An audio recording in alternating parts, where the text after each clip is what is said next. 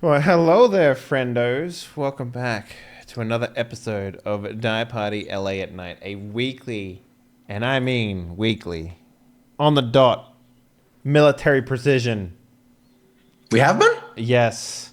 No. Role-playing experience for Vampire the Masquerade, 20th Anniversary Edition. We're on week number 10. Can you believe it? We fucking made it, fam. Yeah, That means it's pretty cool. You know what episode 10 means? It means that I can be super late. It means LA at Night doesn't need a babysitter anymore. It means Tuesday Gray that I am 100% allowed to break the painter's curse. What's and that? Get a mascot made of the show. So, I don't think that's what that means. Yes. I want to come out strongly against this. Well, and it still kills the show. it was sounding good there for a minute, Henley. So the painter's curse is whenever I get a mascot Yeah. made of the show, it dies within the next 2-3 weeks. But if I wait till episode 10 and then get it done, That's fine. not true. It's That's fine. not true. You got it at episode like 20 for Sin Eaters, and then it died. No, I got that Like super immediately. early. Yeah. I got that super early. I don't know. Sounds like a bit of a debate there. There are VODs though, so this There you could be go. verified. This Well, can be verified. I don't know if he showed it off the second that he got it, so that might not be. Yeah. If there's any might not be mathy people in the trackable. audience, we would love to see these statistics. Yeah, we would like you to run the numbers. Excel sheet, please. Please. Speaking about Excel sheets, let's go around and introduce all of our nerds today who are playing with me. Let's start off with the lovely, the late, the amazing Tuesday Gray. What up? How you doing? Hi guys, I'm a super excited nerd because Amethyst is on like a stone platform and she's maybe gonna die if we don't save her, and there are like 10 hunters at least in between us and her. I can't even believe I was late because I've been amped to hop back in, but I'm here now and we should do this. You get to watch me play Lavin, who is basically a club kid who got turned into a vampire, so she's not terribly unhappy about that. Nice.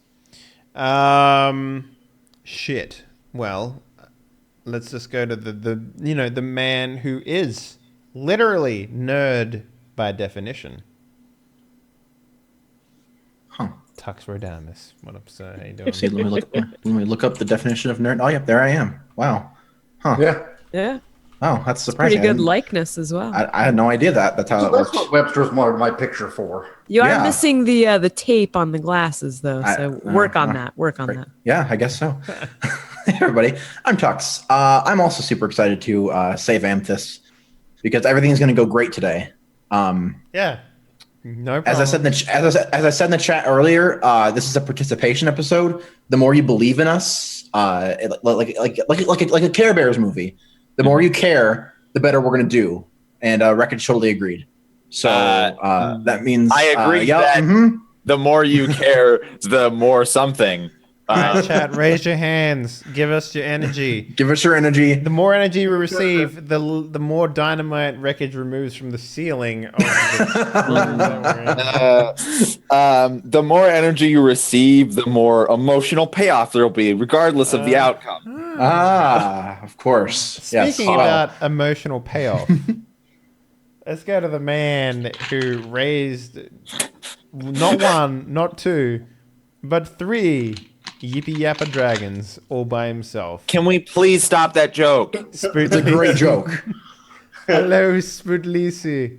How are you? No. Hello, I'm going Look, to Wreckage, bend the fucking knee, okay? Are you Jesus prepared Christ. to bend the knee, Dr. Wreckage?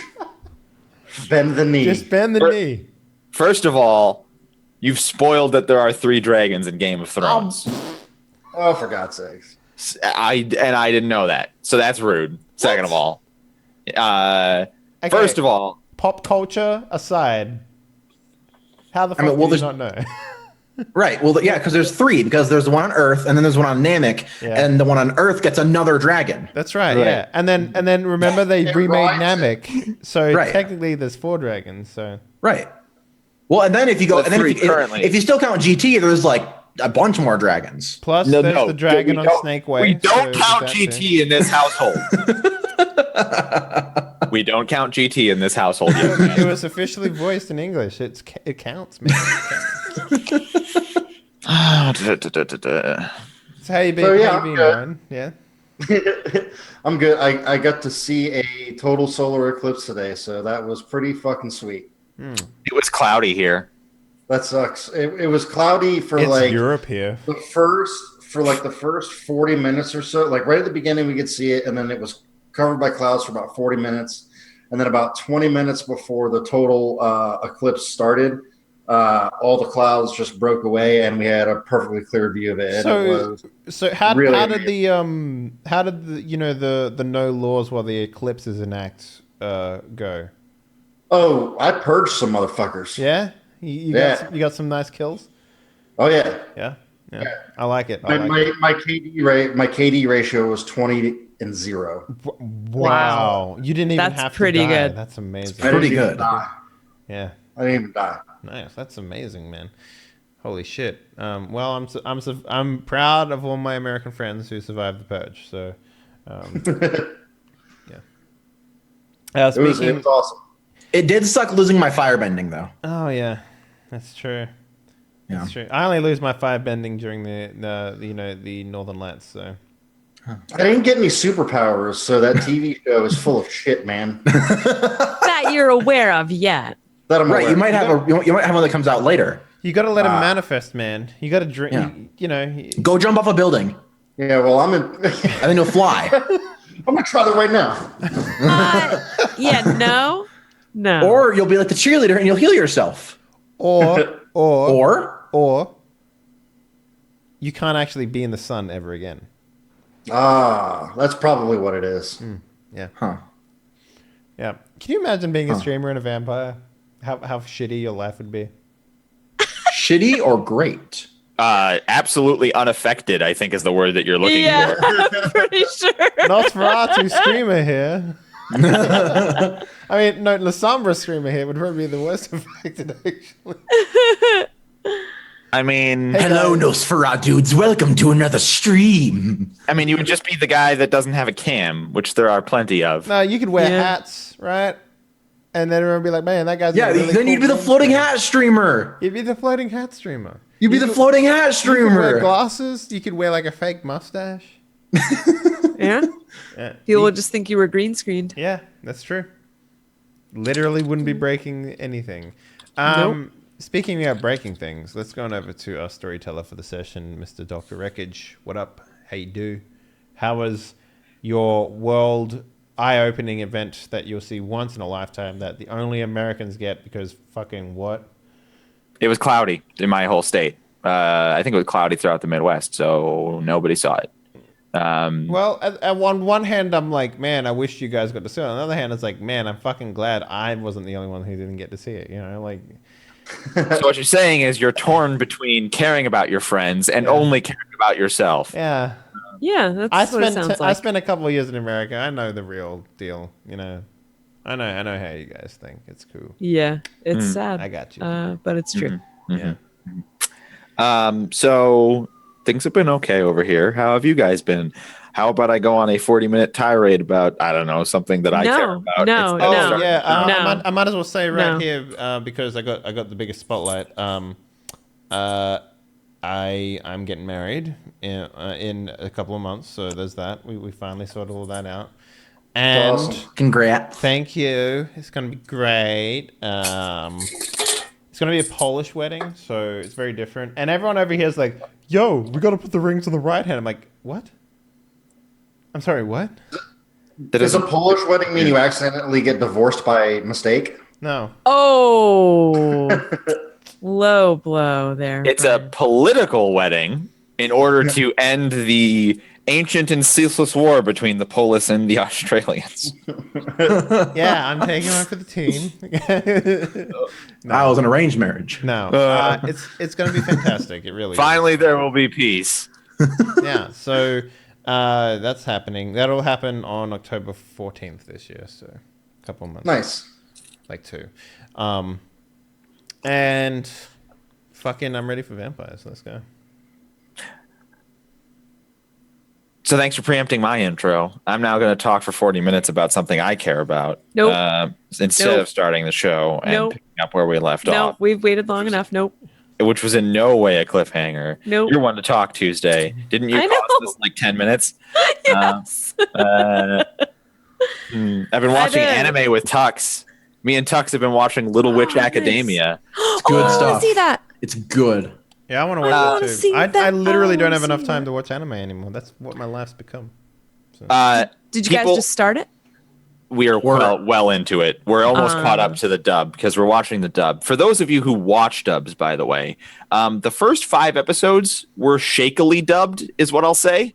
Clearly, some of the side characters like Skyped in their lines, and I found out why, because Funimation wanted to simuldub those first 5 episodes of Little Witch Academia, and then they stopped, and then the production shot up. So I don't know. Funimation's bad, but they're the only people making dubs these days. What are you going to do? Well, that's because buying the rights to dub an anime in the West is like throwing your money into the toilet and flushing it. Harsh words from Dave Traeger, who, of course, has endless experience in the anime business because he I have once endless sold a experience website in licensing, so there you go. for- If you want for to anime. Dave, of course, famous for starting the anime modding website, De Jure Kawaii, and selling that. You know, all of his experiences. let me just De Jure Kawaii. Let me just. I don't. It's just. I can't watch subs, so I don't. Which means every once in a while I have to put up with Funimation being like, "We just fucked up this dub for some reason." You can always turn to fan dubs. They're not going to be better. Like, it wasn't even just like bad. Like, it was just Tux. He was watching. I don't know if he had this opinion. We didn't discuss it. We were just. I didn't really notice it too much. It was just a couple side characters like Draco Malfoy analogs to Stoolies. They were sort of tinny first 5 episodes, and then all of a sudden they got good again. Yeah, missed a solar eclipse. Kind of hungry. He's hungry. We're gonna die. So, Kind of need to use the bathroom. It seems like the GM is buying time. I don't know why. So I'm a little worried because my very first role-playing campaign started about 32 weeks ago, and we just had a total player kill. Literally, Okay. 32 weeks in, TPK, everybody dead. So I'm a little nervous. I'm a little nervous. I don't want that to happen twice in 1 week. Let me just stipulate something real quick here, Tuesday. In the entire time that we've been doing Die Party, which is almost 5 years now, we've never TPK'd once. we've never TPK'd once. I've never killed a player character Yeah.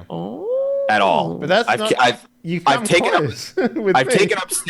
I've Real taken up. close. I've taken Sin Eater's a life of a Sin Eater, but Sin Eaters have multiple lives, so that hasn't. I've never. I am tough but fair, whereas there are a couple more deaths in, say, a show with Graham, because for Graham the dice are king. So if the dice come up that you died. That then you are motherfucker names dice when he kills a player. He's like, well, this one's got a name now. This one is Stephanie. Shit. Mean Green. Fuck that dice. Can I just say? Oh, I fucking hate Mean Green. God Fuck damn Mean it. Green. Oh. Fuck Mean Green. Anyway. That's... I mean, he doesn't show those dice land. No, so he doesn't. But then I'm just those like, could be any dice that just. I tell you what, if you turn around and say, "Hey," he's like, yeah, "Oh, that's a 20. Oh, that's a 20." And I was like, "What are you using? Mean Green?" He's like, "Yeah." And I was like, "Fuck Mean Green." I know man. Loaded D20. Jesus. Anyway, so we're in a precarious situation for those of you who have seen last week, and for those of you who haven't, I'll catch you up. Last week, our crew, our Kotiri, was assigned Amethyst as their sort of keep them out of trouble. It was sort of it was a double punishment because Amethyst also broke the Masquerade that night. So they were sort of doing 2 birds with 1 stone. Our player characters weren't happy about it, obviously. Amethyst wasn't happy about it, obviously. And after some sort of whinging from the players about not getting anything done, Amethyst took them to a place where some vampires had been disappearing. Perhaps hoping that they would be disappeared and no longer her responsibility. That place was Inglewood. Inglewood Park Cemetery is where our players decided to check around.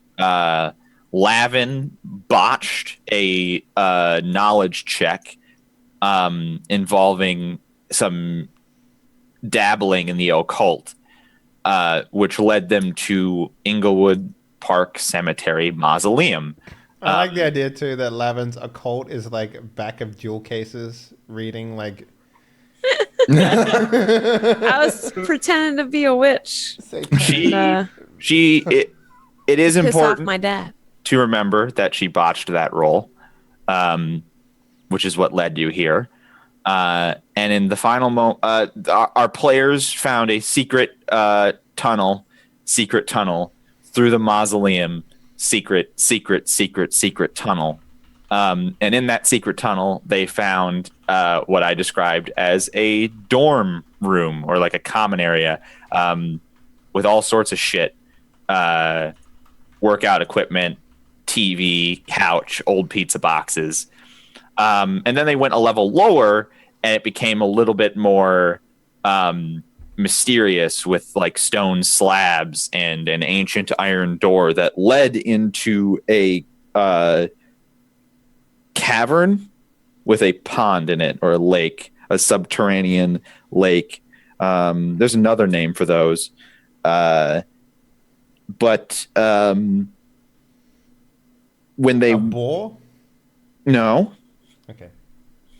Okay. Keep guessing, though. It might help.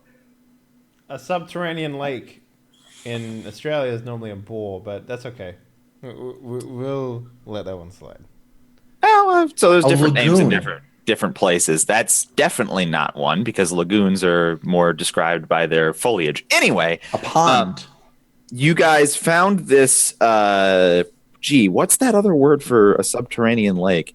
You guys found that the thing, and then the dog started freaking out. He wouldn't come with you downstairs at first, but then he showed up, and our two Auspex vampires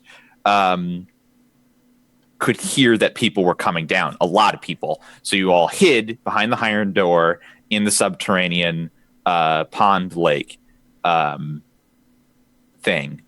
Are you thinking of the word aquifer? No. Okay.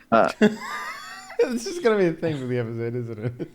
Just every 5 minutes, I'm gonna say. Oh, I know the word that I'm thinking of. Oh, you know it. Once you guys were behind the door and hiding, perhaps more than 10 people entered the secret hideout, and 10 exactly came downstairs, dragging the torpored body of Amethyst, who had stayed at the McDonald's, throwing her onto the stone slab. She was staked through the heart, which is, of course, it's a mystical binding for vampires in this setting. You aren't killed by getting a stake through the heart, but unless someone else removes it, you are completely incapable of action or thought. So it's like a perfect handcuff for the otherwise incredibly mystically powerful vampires. Yeah, but you need to roll a 9. It's very hard to stake someone, which you guys should really consider in about the next 5 minutes. But there's like a bunch of them, so like eventually, Right. you're So- also the GM. You can just say what happens. So, okay, but I also am a GM who maintains narrative cohesion. Speaking of that, don't all rush to say yes, Dr. Wreckage. You do a good job of that. So my idea Don't all of speak us up at creating once. an evolutionary you vampire don't seem army. like a person that needs reassurance, Uh-huh. so I just let it sit. All right, but so here's the thing. We're not going to talk out of character here because you guys are all behind a not particularly airtight door. And there are, with a hole, you can look in through the holes to watch, to see these people drag in Amethyst. There's a hole in the door in the room in the bottom of the mausoleum. Yep. So the point is, there is silence. Even the dog, Gambit, is not moving or whimpering or anything. He's too busy trying to be as quiet as possible. Let me ask you a question real quickly, Wreckage. Tentacles coming out of the ground due to La Sombra. Mm-hmm. Yep. Silent or just deadly? Neither. I just love that. That's the start of a question. Let me ask you a question. Tentacles. No, you gotta say it like this. You gotta say it. Tux, you're saying it completely wrong. You gotta say it like this. Tentacles. Tentacles. Oh. What's that kawaii website again? Somebody get that man a medal. Anyway, we'll come back to this. But in character, 10 urban commandos, as Dave described them last week, are sitting around the staked amethyst on top of the stone. Wait, so they're Hulk Hogan? Ooh, yeah. Oh, wait, no, he was a suburban commando. Never mind. Right. These are weekend commandos. They're different. I mean, it's not the weekend, and they're clearly commandos. They work 9 to 5, and on the weekends, their wives let them go outside. Some of these people are women. All right, fine. Some of So their what? So they can't have wives? No, I'm just saying that Dave was making a lot of assumptions with his statement. Dave has made a lot of assumptions in the last week. Assuming makes an ass out of you. All right. And me. Wait, so they're commandos. What are commandos like? Tactical gear. What a tactical gear like batteries. Let's take the batteries out of them. We make an illusion that Dunham's sporting goods store is having a sale on tactical gear. They're like, Dunham's never has a sale on tack gear. And how Let's come go. I never noticed there's Dunham's down here? They go to buy tack gear, and then we save Amethyst and run away.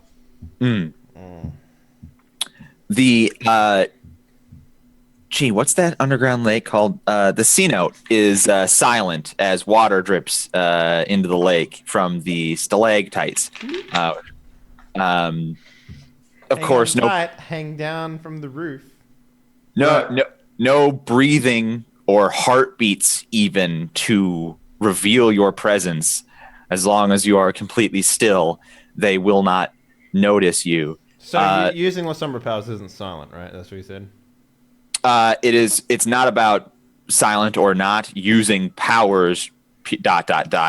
like cannot occur hiddenly is, I guess, the we're thing. We're in the other room. That's what I'm asking. Like, can I prepare tentacles before going into combat? Is what I'm trying to ask. Like in this room? Yeah. If you put tentacles in this room, it won't. There isn't like a summoning sound or something. It's just if you do a power where someone would have the capacity to notice it, it is not unnoticed. Like, I mean, you can roll to make it unnoticed, but it is not. Like, there is no power that's just and nobody sees this shit. And I can make them move into the next room, right? So what I'm saying is, no. Instead of me spending a round to activate the power in combat, tentacles spawn somewhere, and that's where they are. You put them there in order to move them. You summon new ones in the new location. Oh, I always thought they moved. That's weird. No, they don't. Like the power is take this particular shadow, turn it into a tentacle. All right, yeah, you're 100% right. For some reason, I was thinking of That's stupid. So you can't make an army of little tentacles, throw the door open, and then have tentacles move into the room like the. Yeah, oh my god! One of those tentacles has got a knife.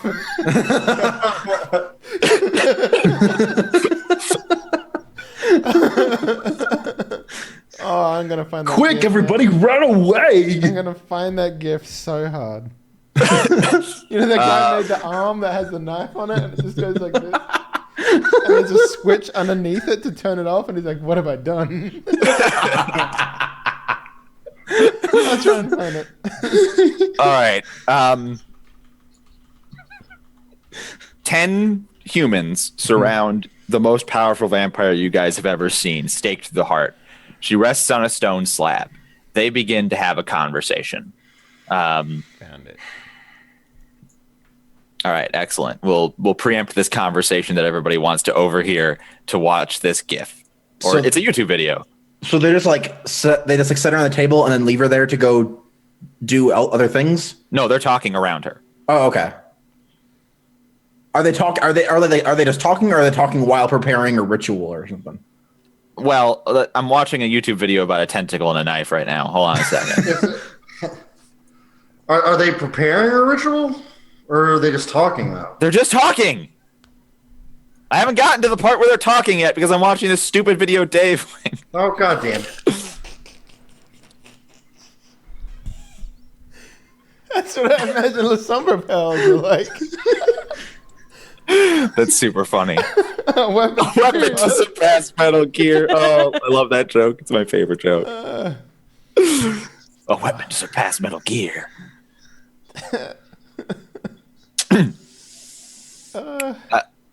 Right. So they're having a conversation. What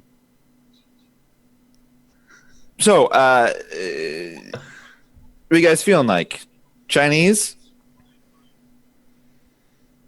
And then someone else was like, not now, Dave. God damn it. We got to take care of this vampire.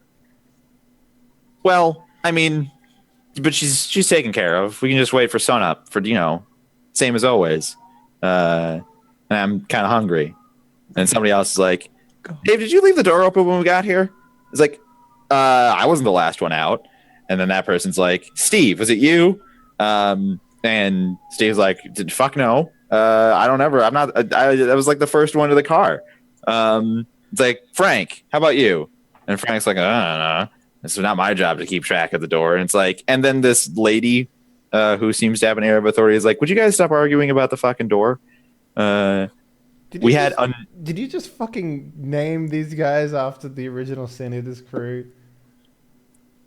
Would you guys stop fucking arguing about the door? We have another vampire incur into our territory. This is a big deal. They just keep coming.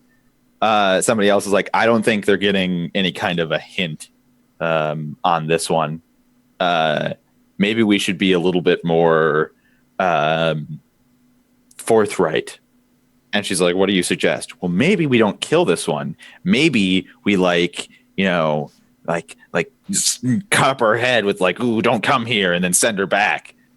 And then she like slaps the guy on the back of the head. It's like, you fucking idiot. We take the stake out of her. She's going to kill us.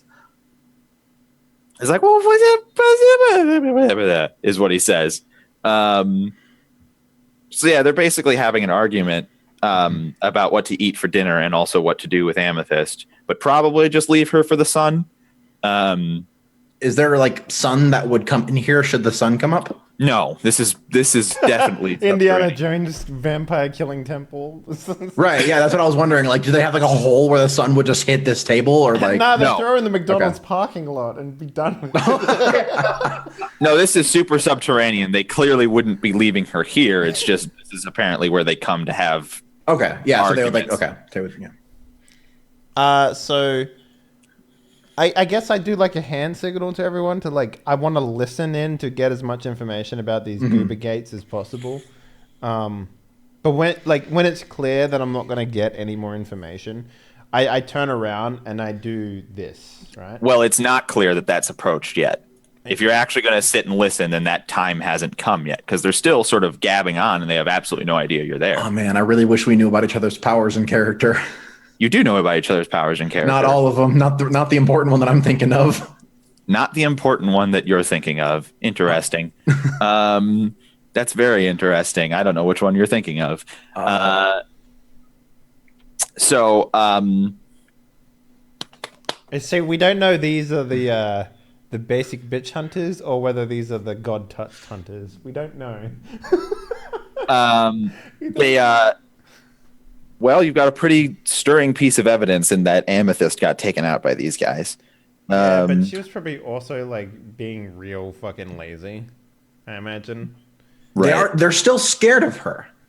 Yes, They did say that if we take the stake out of this bitch, she's gonna fucking kill us. Right. Like that's why I'm assuming they like just happened to catch her by surprise and like they got lucky. So you're learning information by sitting in. So we're gonna do two things here. I don't know. Frank, Dave, and Steve might be really good hunters. You never know.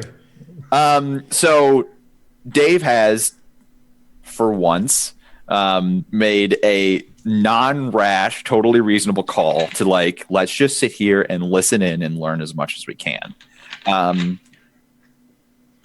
And you can accomplish that feat. Can I? But is it possible to hear upstairs with Auspex? Auspex? Yeah.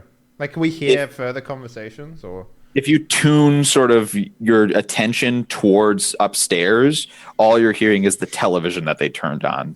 Somebody upstairs is like they crashed on the couch and like got some beers and they turned on a late night comedy show.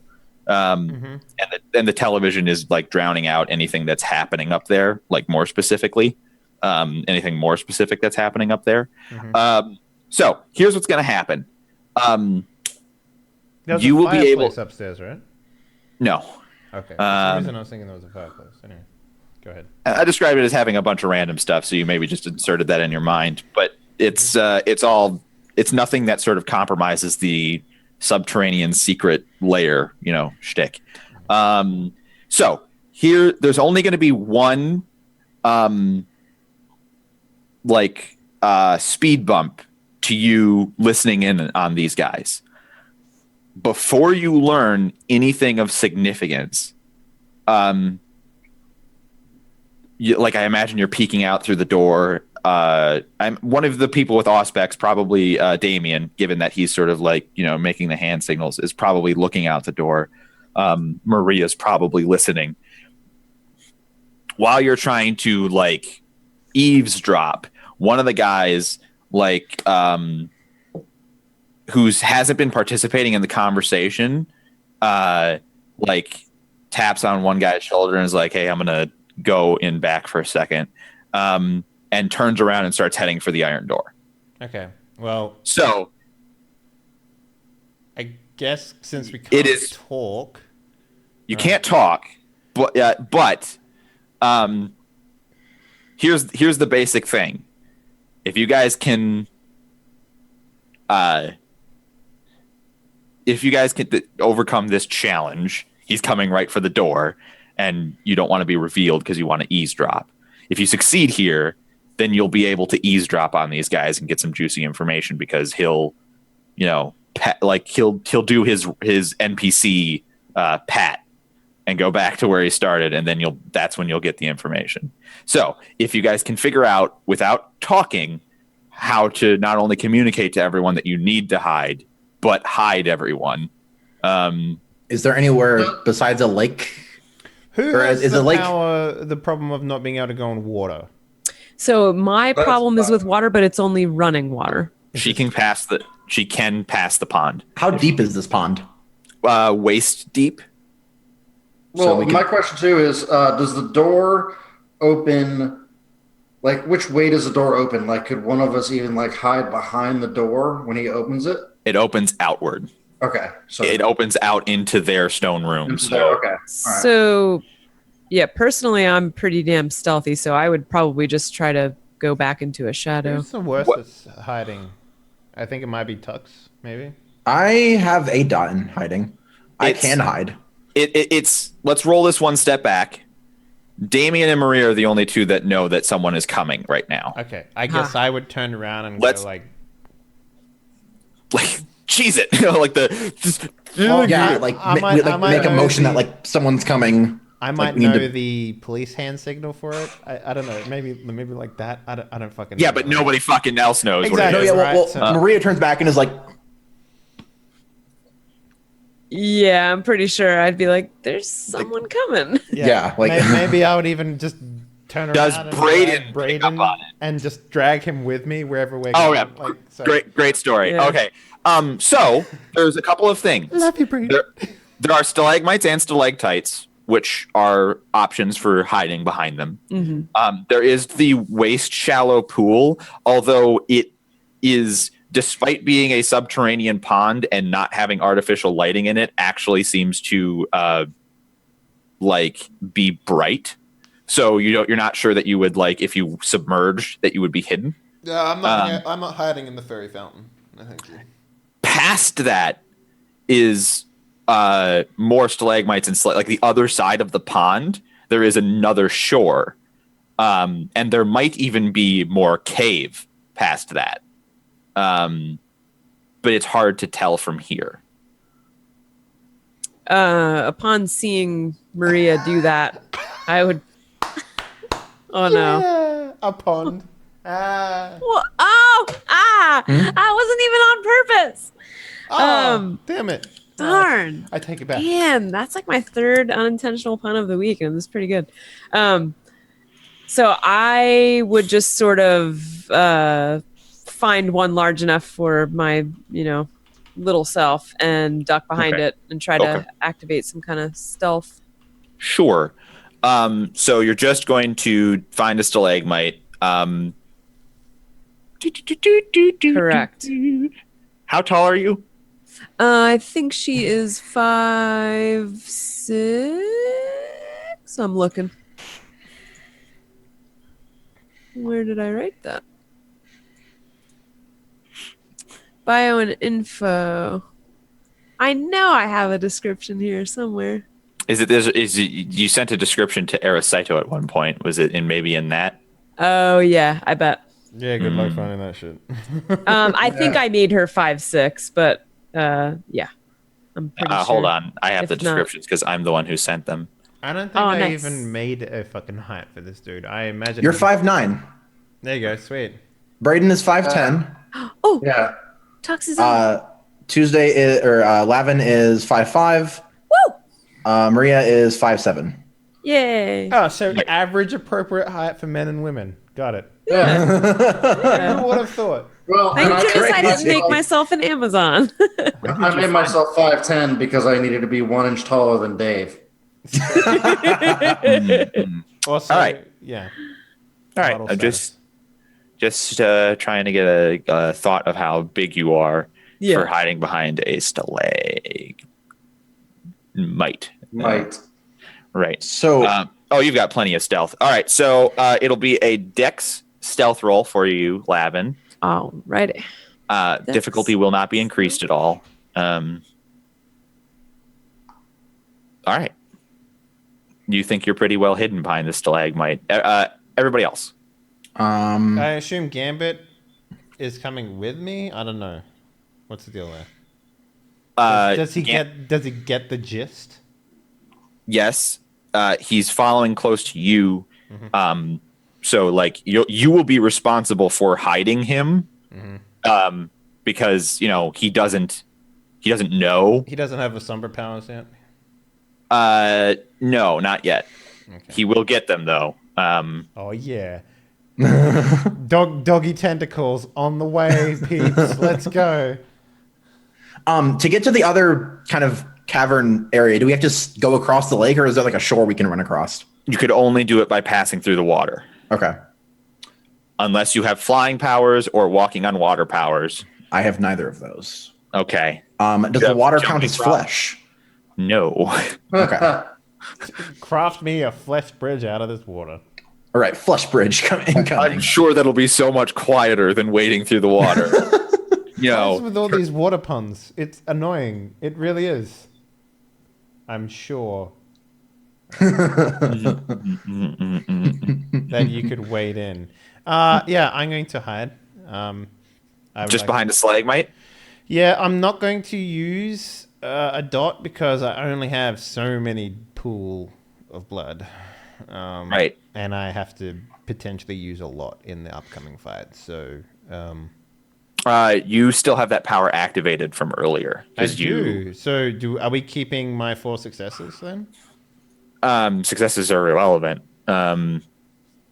Like you have to make a new stealth roll when you're making a stealth. But the power is still up, right? I guess. You still have the that extra power. dot. Yeah, you still have the 1 extra dot of stealth. So that's what that would be dexterity subterfuge? Stealth. No, it's dex stealth plus 1. Oh, they fixed Streetwise and subterfuge. Oh Hey! Complaining about a good job. Thank you, guy. So it was dexterity stealth, yeah? Just making sure? Dexterity stealth in the modifying dice you put 1. Hey. Oh, for fuck's sakes, game. Are you fucking with me right now? Wow. This is a friendly neighborhood reminder that a willpower can add a success. Yeah, I'll do a willy. Gonna do a willy? Yeah, I'll do a willy. Gonna do that willy. All right. So, just to make sure, the X's on the bottom represent... No, it's the other way around. Okay. Dots in a thing are never spent. They are the dots that you have in that thing.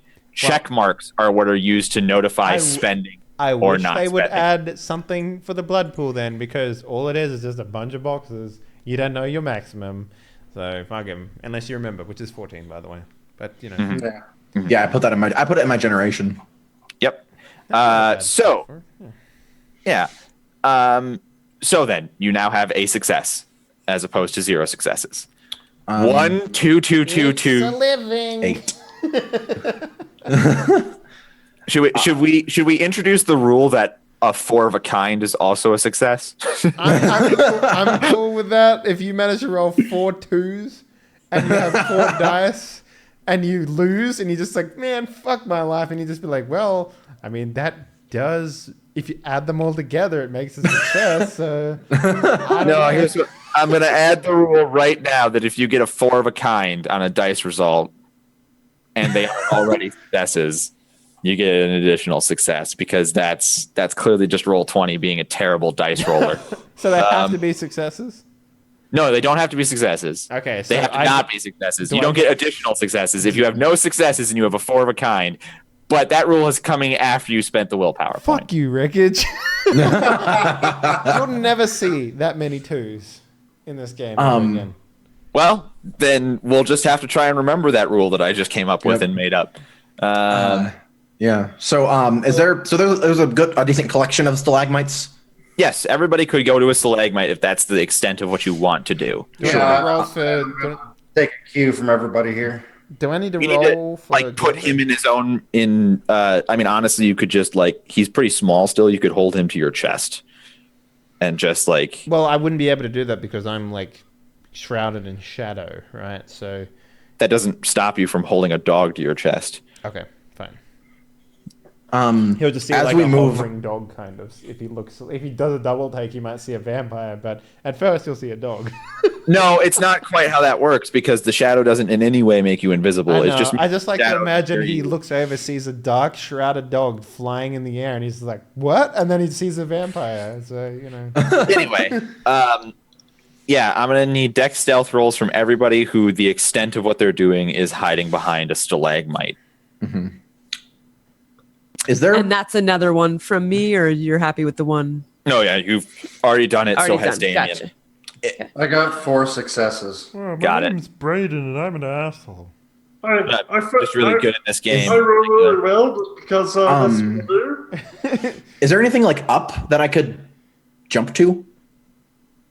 I mean, there are stalactites, but that seems jump and grab onto a stalactite. Hope it supports my weight, and also that they don't look up and see my arms wrapped People around. never look up. Have you played Assassin's Creed? Never Have you look played up. Have you played Assassin's Creed? People never look up. I look up. Well, you're this not guy. an NPC. It's true. You're a PC. Yeah. Well, I look up Also, everywhere I GM. go. Tux, our story doesn't work anymore. He's the GM. Damn it. And he Anyway, As I move, I am going to pump a blood into my dex. So I your am dex is- slightly more agile than I was before. So you spend a blood to increase your dex, which will remain for the duration of the scene. Yes. Oh, Goldie. Goodle. Dex and Like stealth. Goodle? Goodle. Huzzah! You have Fuck Achie- my life. you have achieved great success. So the iron door creaks open, and in strides this guy. Does he shut the door? He hasn't said his name yet. No. You can see into the room, even from here. Each of you are a little taken aback by how much like the other room suddenly makes this room brighter. Like you're all like, "Oh shit, did I hide well enough now?" By like having the door open, you know. Yeah. But really, the contrast is maybe even helping you. I mean, if he's standing in the light way, it makes it harder for him to see if we're playing real life. He walks up to the pond. Starts urinating in it. No, and he like chills for a second. Oh God, do we take advantage of? Okay, how open is the door? Can other people see in? It's wide open. Yeah, Wide totally. open? Okay, so we can't just be like, and just drag this No. guy off to a corner somewhere. All right. He stands for a second, and it sounds like he's doing like breathing exercises. And then he takes out a pack of cigarettes and lights one up. I don't know if anyone sees this, but Damien starts to like lick his lips a little bit. Or maybe he just like sort of scratches his or like readjusts his tie or his collar or something. He's just like, God damn. And this is worth pointing out. He's smoking the cigarette, but he takes out of his commando gear a little like tin, and he's only knocking off the ashes into the tin. And then when he's done, he puts it out in the tin and puts it back in his pocket. I don't like that. I don't like that. He's keeping Sounds like ash there's for something- something. Maybe Or there's he's something flammable. Or maybe He doesn't want to put it in the water. Maybe he has great respect for this place for some reason. So we pee in the water. You can't pee. You're vampires. I can make myself pee. Blood pee. Oh, Shark Week. Anyway, the guy finishes his cigarette, is very careful about it, and then goes back into the room and closes the door. like lock and key close. No, there is no lock on this door. There never was. Does he leave it the same ajar that it was before, or like is it closed? No, he closes it. It wasn't ajar. There was a hole in the door. There's like there's like a viewport in the door that you've been looking through. Now that he's gone, and can I move over to the water and like observe it Sure. and see if there's anything weird about it? Sure. Like are there fairies flying around or like? Yeah, Do you want to recover all your health? You, you walk into the pond. I made this joke earlier, but no one paid attention to it. So. Can I pull out a bottle and catch one? Right. Well, holy water's not a thing in this universe, right? Kind of it is. Ah. It like has it- to actually be blessed. Like it. Yeah. It has to be blessed by someone who actually has like true faith in God, which is very rare. Although you don't know any of that, so forget I said it. Right. Maria, Uh-huh. your Auspex is on, correct? Yeah, yo. Make a wits awareness roll. Difficulty 8. With Ooh, 8. awareness. That's too higher than normal. Oh, wait, cancel. There. Good job with One. math. Submit. Difficulty 8. Hot dog! Woo! You got a success. Hey. You're staring at this lake, and at first it's just water. It's sort of like in Hollywood movies when you're in like a subterranean cave and for some reason the water is like luminous. You know what I mean? Like light comes from it. Which is, of course, the excuse that Hollywood is using to light the shot. But this is happening in real life in our fake game. Yeah. So that's, but that isn't anything in particular. Then you are overcome with a sensation that you have been overcome with before. The first time that you used your flesh crafting powers, you got this sense of like inwardness, this sense that you were tapping this well within yourself, going deeper into your blood than you have before. And it's your aspects that everything goes saturated all of a sudden. Like the contrast goes up, the brightness goes up. At first, you're a little overwhelmed by your senses. And then just for a moment, as you're sort of like coming back down off of it, like, you know, you're shaking your head to get it back into control. The pond in the high saturation is venting like green smoke for some reason. And you come back to normal and you can't see that anymore.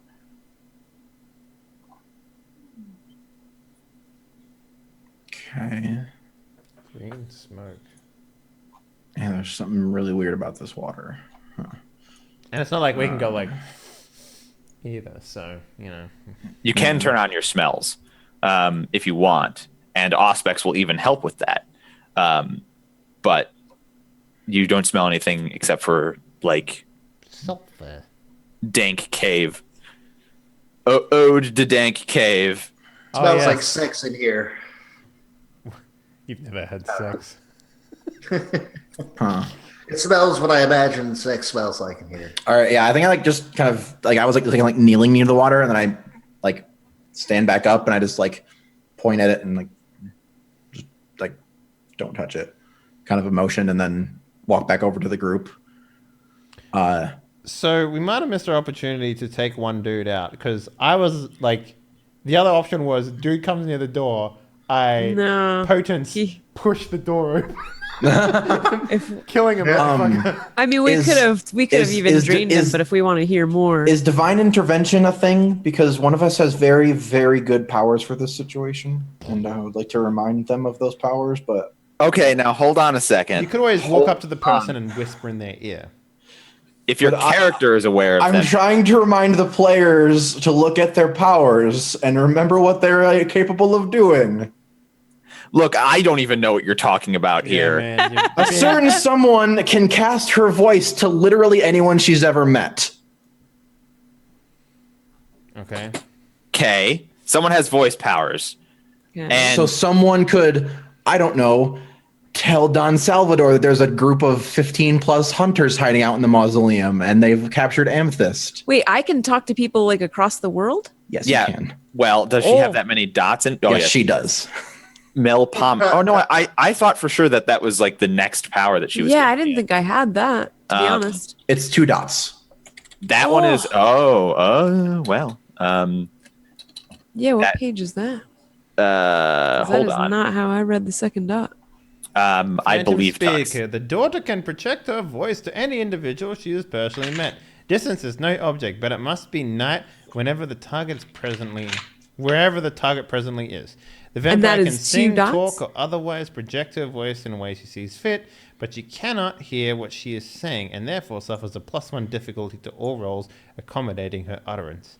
For instance, a vampire could project her voice to an enemy in an attempt to intimidate him, but would suffer a +1 to the difficulty of charisma plus intimidation roll. Okay, that's way more powerful than I thought it was. System. The player rolls wits plus performance, difficulty 7, and spends a blood point. Each success allows 1 turn of speech. 3 or more successes allow for an entire scene of speech. You can't hear them though. Right. You only talk at them.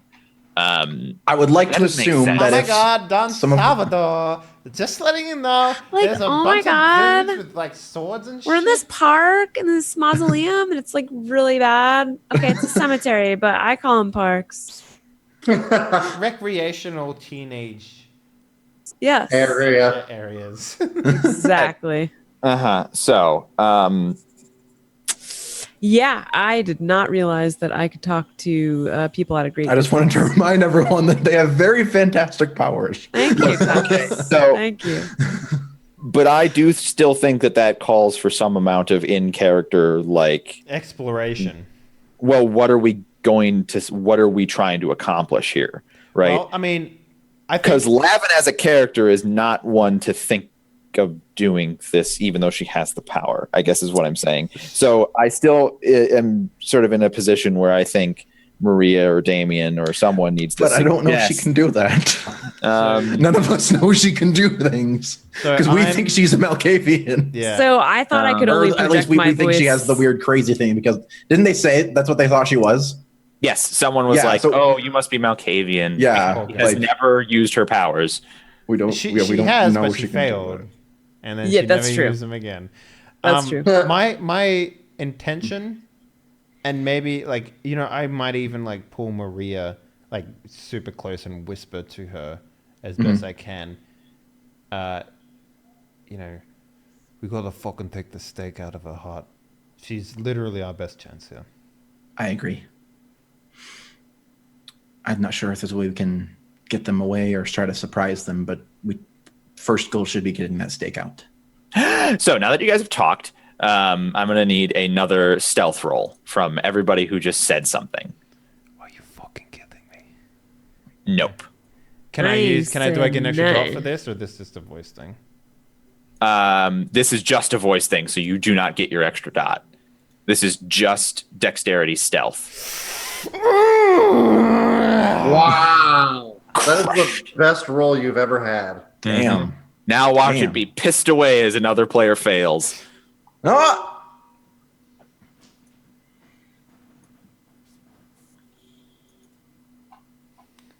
Are you the only two who talked? Did Lavin respond? No. No. Okay. No, yeah, like it was just like a Damien walked over and was like, "We need to get the stake out," and then All right. Okay. So anybody who does talk needs to make that roll, but it stands for if you continue to talk. So Maria and Damien can now both talk, and they are fine. So I wave to the other two. I do this, and I point at the door. Right. You can take from that whatever you want, but that's what I did. I look at Lav and I'm like, is he telling us to remove the doorknob from the door? Okay. Now roll And then I roll the stealth thing. dex stealth to speak. Yeah. Oh my god! 3 Fine. success. hey, Yeah, Braden somehow his voice, He's despite like drumming being- his fingers on his like metal belt, and he's just like, "Hey Yeah. guys, what's going diddling, on?" diddling, diddling. He's like banging his machete against like the wall. He's like, boom, boom, boom. miraculously somehow Braden's incredibly nasally voice that's like fingernails on the chalkboard of your mind doesn't carry. It doesn't carry. It's very localized. My voice doesn't echo. Echo. Oh shit, it does. Right. So now he's spoken and can continue to speak. Lavin is the only person who hasn't spoken and hasn't made a roll for that. Guys, I think I heard a white girl in the fucking subterranean lake room.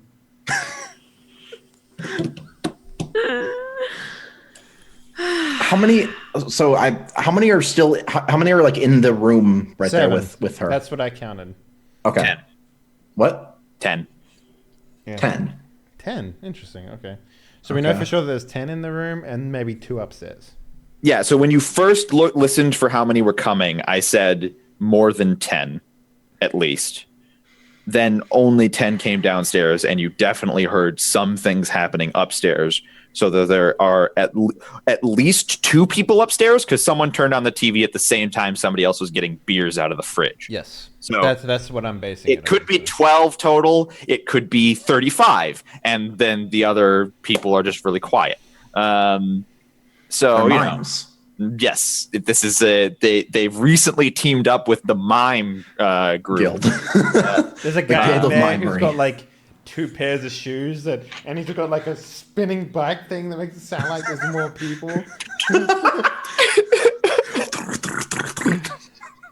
It's weird. So I said earlier that if you succeeded hiding from that guy coming into the cave, Uh-huh. that you would overhear valuable information.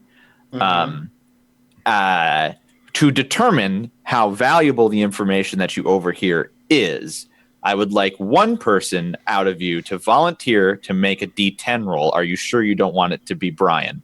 I'll do it. It's gotta be Brian. Yeah, but Brian. He has Are the you best ready? luck. What? me Roll do a it. 1D10 for me, please. 4. All right. 4. You know, just to fuck you guys. Let's see. Please be a critical 1. 2's good enough too. Hey man, Yeah. this is Warhammer 40k rules. No, Oh well, we've been playing entirely wrong then. then I've been rolling the best. No, Brian has. Anyway, so they've been arguing about some stuff and talking about some things. Maria and Damien, I think to some extent, Maria has had a little bit more paying attention. It hasn't been like revelative. That's not the word I'm looking for. Elucidating in any way yet. It's mostly been like arguments, and what you've gleaned so far is that they know about vampires. Uh-huh. They know that they know about vampires. They're worried about keeping them out of their territory Uh-huh. because they're very strong. You also hear that they have earlier, Amethyst said that about 12 vampires have gone missing over the last 6 months. Mm-hmm. They say we've already gotten 12 of these fuckers. So that sort of lines up with them being responsible for all of the disappearances over the last 6 months. That plays out. Convenient. They also say in the conversation, they treat vampires with caution and also are aware that they're very powerful. But you hear in the course of the conversation, they say something to the effect of, or there's like, one of them is always being very cautious, and another guy's like, why do we have to be so cautious? We've only lost one guy, and we've already taken out 12 of them.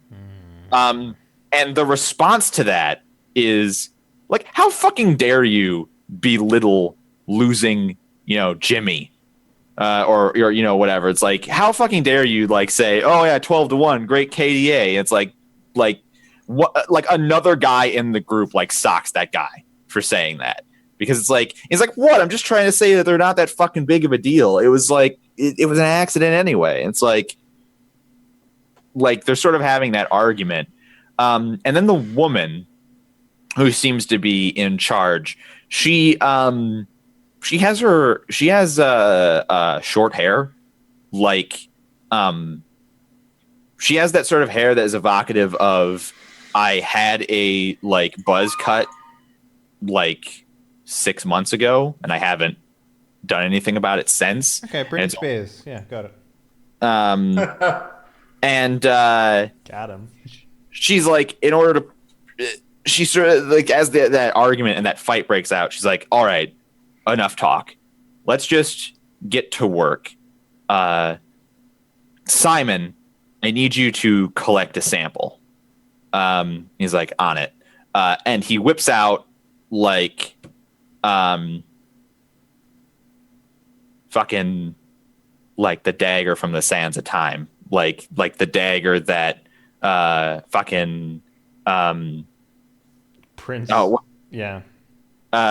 Or like another good example is the dagger that who's the fucking bad guy in Aladdin? Jafar. Jafar. You know, when Jafar, when he's disguised as that hermit, he fucking shanks Aladdin. It's one of those swirly daggers, yeah. It's fucking yeah. It's all fucked to the heezy, squiggly and shit. Do they have like weapons on them? Are they armed right now? Oh yeah. Like I described some of them as having like tactical Bowie knives and stuff. Like you don't see them with very obvious weapons. None of them is like strapping an assault rifle or anything like that. But they have knives and daggers, and that's obvious. And this guy pulls out this fucking thing, which you didn't see at all on him before. And anyway, he walks over to Amethyst, and he cuts her. And the four of you know nothing should happen, because vampires don't bleed when they don't want to.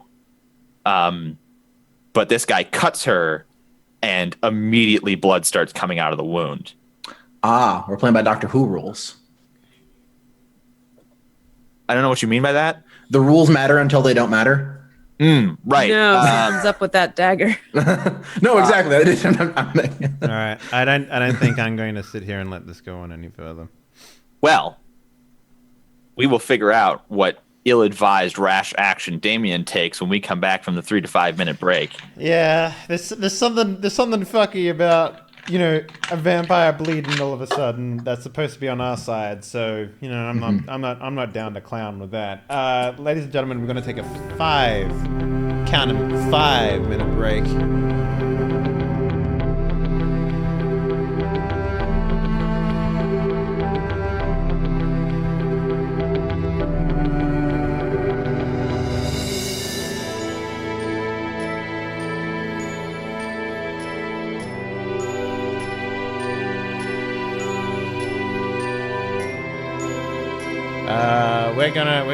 We're gonna fucking hopefully kill some hunters, but maybe not. Maybe they're not hunters. Maybe they're like sin eaters, or maybe they're werewolves or something. I don't know. I mean, they could honestly be werewolves at this point. Hello, 90s wreckage. How are you doing? He's ready for combat. Yeah, I don't have the what is it like? What is it like? Divine Wind headband or whatever. Yeah. I don't have that like cheesy 80s Divine Wind headband or whatever, so I just tied this piece of. Are you about to do a aerobics video? No, I'm about to kill some players. I'm a monk and a doctor. I'm monk doctor. But you can call me Dr. Monk. Right. Yeah. So Damien said something along the lines of, I'm not going to let that kind of thing continue. Sure. Only Damien and Maria are aware of it. Damien's probably the one seeing it. Maria has enough. You can just kind of see him just like, you know, eyes twitching, forehead furrowing. Yes. Right. And, you know, his hand like goes to fucking just shakily on the wall and like, are about to just push it open. Maria, you have an opportunity. So Maria, you're the only other person that knows what's happening. You know what he's physically, emotionally responding to, because you have the aspects to know what's happening. I don't stop Damien. Okay. I whisper, "Do it, do it, motherfucker."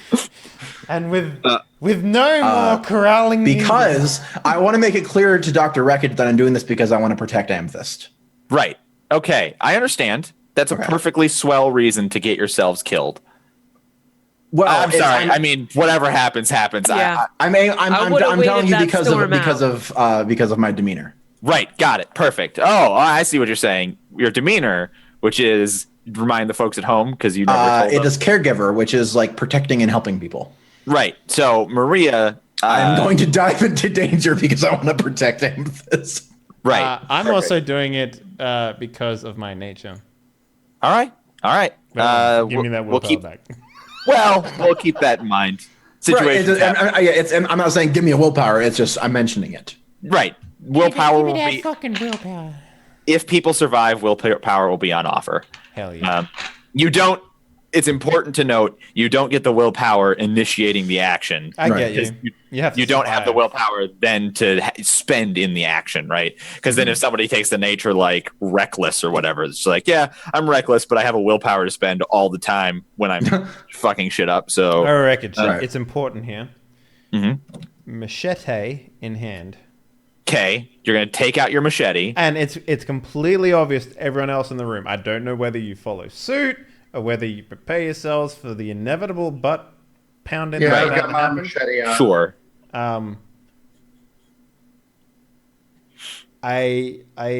If I can.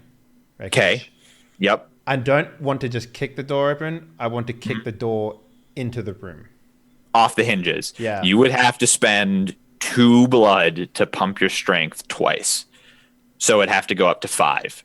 Fucking done. If I can, don't you have potence? I do have. He also has potence, right? So that's the only reason he'd be able to do this is because he would have 5 strength and potence. Okay. I'm 100% willing to do this because strength also adds to melee, so it's not a bad thing to have extra strength dice. Totes. All right. So you're going to kick the door in so hard that it goes sailing into the room. Hopefully, taking out a couple of dudes, if possible. Right. Maybe like 5 dudes. I can maybe I can 10 dudes. Maybe 10 dudes. Maybe 15 dudes. Maybe it homes around the room taking them out. Maybe it splits them in half and then they like reform into dudes and then it comes back around for a second hit. You know? So and then it goes up the stairs. Right. So I need a roll here. The door will come off the hinges and go sailing into the room regardless. But I need a strength plus brawl roll to see if it hits anybody. Remember that because it's a strength-based roll, you get an extra dice from potence. Yeah. And remember that you've pumped it to 5. So can I just pump strength to 5 for this scene and then bring it back down afterwards? That's exactly how pumping works. Okay, great. So roll strength plus brawl and then add 1 in the dice modifier. Right, yeah. Is that the right amount? 1, 2, 3, 4, 5 3, plus 4, 1 5, plus 1. 6. Yes, the exact amount. Yep, 4 successes. So remember that guy who took the smoke break? Man, I feel so good now that I've had it. Right. So the iron door comes sailing into the room, and it got a bit of air when you kicked it off the hinges. Sure. So it like the bottom half of the door collides with his upper back. Nice. And then like he goes flying and the door ricochets up into the ceiling off of him. And then lands on the floor. His clearly he is a human being on the other side of the room whose spine has clearly been destroyed. Like to put that into perspective. And he is motionless. I only got 1 dude with 4 successes. God damn. Yes, but that's how much damage you did to him. He's dead. Right. So you killed a human being. Yeah. About that. No, I killed a threat. Okay. When they're tangos, you can kill that them. Is the surprise round. Great surprise round. Yeah. I don't get a thing. Is it something you can do simultaneously when he's kicking the door off? I guess I kind of need the door to not be there. Right. That's sort of my point. Is like the door is going to burst off the hinges and everybody's going to be left out. Can I pump? Which side of Amethyst is the door landed on, by the way? I imagine it's over the other side of the room and there's Amethyst between us and the door. Yeah? Yeah. Okay. Yeah. It made it that far. So does this... Oh, sorry. If what you're about to ask is that can I have pumped a stat in the round beforehand so that I can then spend blood in the next round? That is yes. The answer is yes. Okay, cool. Then I will pump. If anybody wants to pump anything in the time before he kicked the door off the hinges, you can have done that. All right, I'm going to pump 3 into athletics. You can't do 3. You can only do or 2. I mean 2. And 2 you can't do athletics. and you can't do abilities. You can only do physical attributes. Yeah. Oh, really? So Yeah. I guess if you're trying to run fast, it'd be stamina, maybe, or maybe dexterity. Probably dexterity. Yeah, it depends on what do you like. I think he. Oh, I don't want to tell you what I want to do yet, but What do I I need probably know what you're to trying do to do. to like run fast and like be jumpy? You want to run fast, then it's going to be Dex. All right. Okay. I'm pumping one into Dex and one into Stamina. One in Dex, one Stam from Maria. Lavin, are you pumping any of your physical traits? Like very suddenly for you, Damien and Maria have decided that they're going to fight. They're going for it. Yeah, you just saw Damien do this, and then Maria go, do it, and then. Poof. I also gave them fair warning when I like pulled the machete out of my back. There was Right, it's not time. None of you are surprised, Yeah. which is why you're getting to pump blood. I'll go ahead and pump one into Dex. Okay, that costs you 1 blood, and it's a blood per time that you pumped, guys. In case you weren't, didn't know. Yeah, How I do I spent 3 so remember how far. to take that out of Dex though? Do I not even put it in there and I'll just? I'm know? putting a reminder on my sheet somewhere. I'm just putting like reminder: 2 Dex, 1 Stamina. Okay. Right. Like until at the I'm end. just not going to add a dot, but I'll know that I have 3 for now. I mean, you could, and then it makes the rolling easier, but that's up to you. Oh, that's true. I just don't want to forget and leave it there. Yeah. All right. I'll remember to There's a take it away. note section. There's a note section. I just said pump. All right. So now everybody take your currently pumped stats, add your Dex to your wits, and take that number and add it to a D10 roll for your initiative. Sorry. Start that over. Add your Dex to your wits and do what for a D10? Now that you've pumped your stats, Yep. add your current Dex and your current wits together, get a number, add that to a D10 roll. Okay. Dex. Dex is pumped. It's pumped up. It's like I'm coming all the time. Oh my. Just forever. I'm coming constantly. Okay. Like right now. All the time. All the time I come. I have to carry a bucket around with me. They call me the sponge because I leak so much. That's disgusting. The old.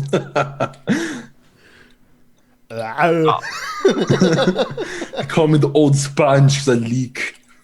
Ugh, you guys are disgusting me. Okay, so, Maria, you can see everybody in the room, like, is standing up. Oh, shit, it's vampires. Oh, What is the crime? Did we really think there was only one of them sitting at McDonald's in the after hours for some reason? I don't know, that seems super weird to me now that you mention it. Oh, shit, how did they get down? Didn't you say the door was open? Yeah, but I didn't think vampires... Okay, we get it. Thank you, Dave.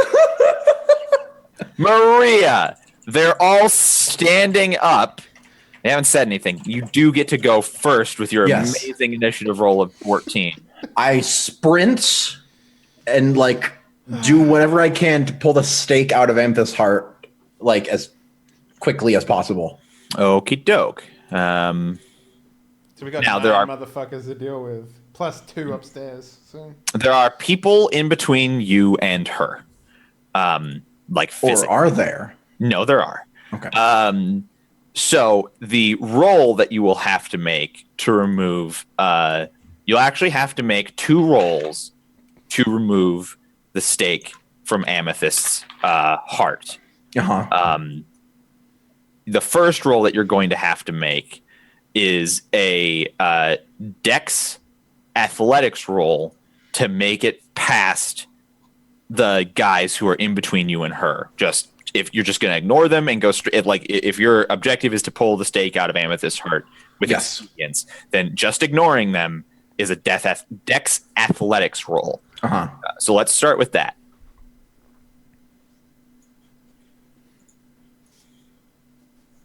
Hey. 2. All right. So they're all very focused on this machete-wielding man who just kicked an iron door into their friend's upper back. And you know what? I'm probably And doing they the don't- bearing the fangs thing as well. Like, you know. You, like- you don't recognize they don't pay attention to a small Latina girl just like darting. Naruto running underneath them? Exactly. Exactly. No, Naruto's not out yet. I wouldn't know that you can run faster if you put your arms behind you yet. And No, all of a Naruto got it sudden, from you, man. The survivor One of these this guys, encounter is one of going these guys to moves to make it- Japan after this and is like, so I have an idea for this ninja man guy. It's about a small Latino girl. Make him Asian and it works. It's like, Make him a small blonde boy, and we're in. I like it. Yeah, so they're all like staring at Damien, and I just kind of like slip past him and just sprint around these dudes, and then I yoink. Right. Well, so that's the second roll. It Uh-huh. is not just a free, effortless action to de-stake somebody. Does this count as another turn? If it did, then we would have to wait. No, I mean from before when we pumped our blood. Yes. Okay. But I do think there's a limit to how high you can pump stats. I think it's 5 points that you can put in. I remember reading something like that, but I'll double check. Isn't it a limit up to 5 per stat? Maybe. Let me check. We have it right here.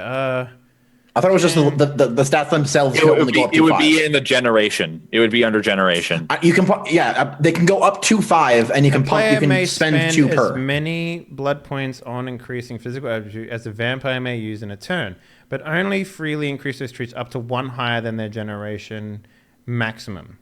Yeah. I.e., 10th generation vampires may increase traits up to a maximum of 6.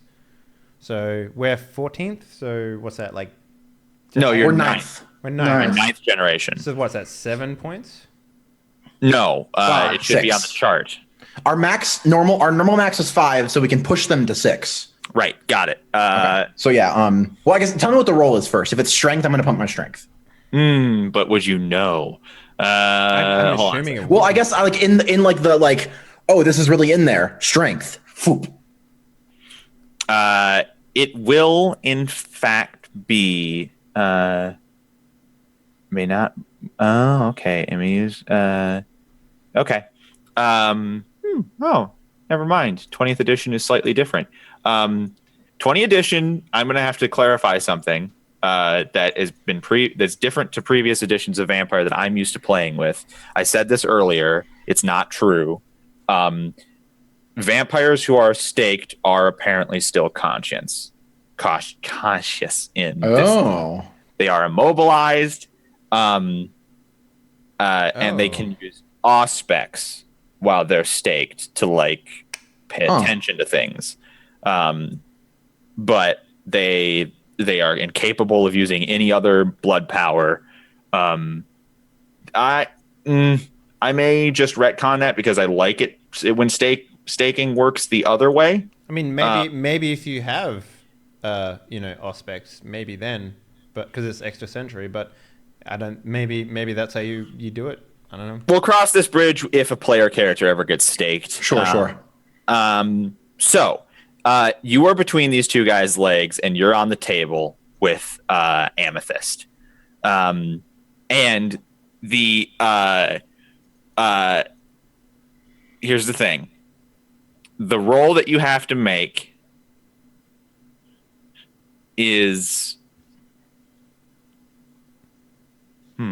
Couldn't you just use your powers to like pull it out? Yeah, I guess if I guess depends if is it a strength thing or is it a weird mystical thing? It's a weird mystical thing. Okay. So it's not about how strong you pull on this thing. It's actually going to be a wits occult roll. Oh fuck. Okay. Your wits is pretty good though, right? I have decent wits, but I have no occult. Right. So that'll be a thing. So what is what happens when you're at 0 willpower? You're Do lethargic. Do you just stop doing things, or can I still do stuff if I get to 0? We discussed this before. 0 willpower basically means that you like there at a certain point you don't care, right? Like yeah. It won't come into effect during a fight, certainly, but like in the afterglow of this fight, if you haven't super regained tired, basically. Like willpower, you won't care about being silent. You won't care about sneaking. You're like yeah, but like I guess a good way to put it is if you spend your last willpower in this fight and after the fight, you're running away or trying to hide. Like, that's when you'll start to get penalties Okay. to your rolls, like, because you're so tired. Okay.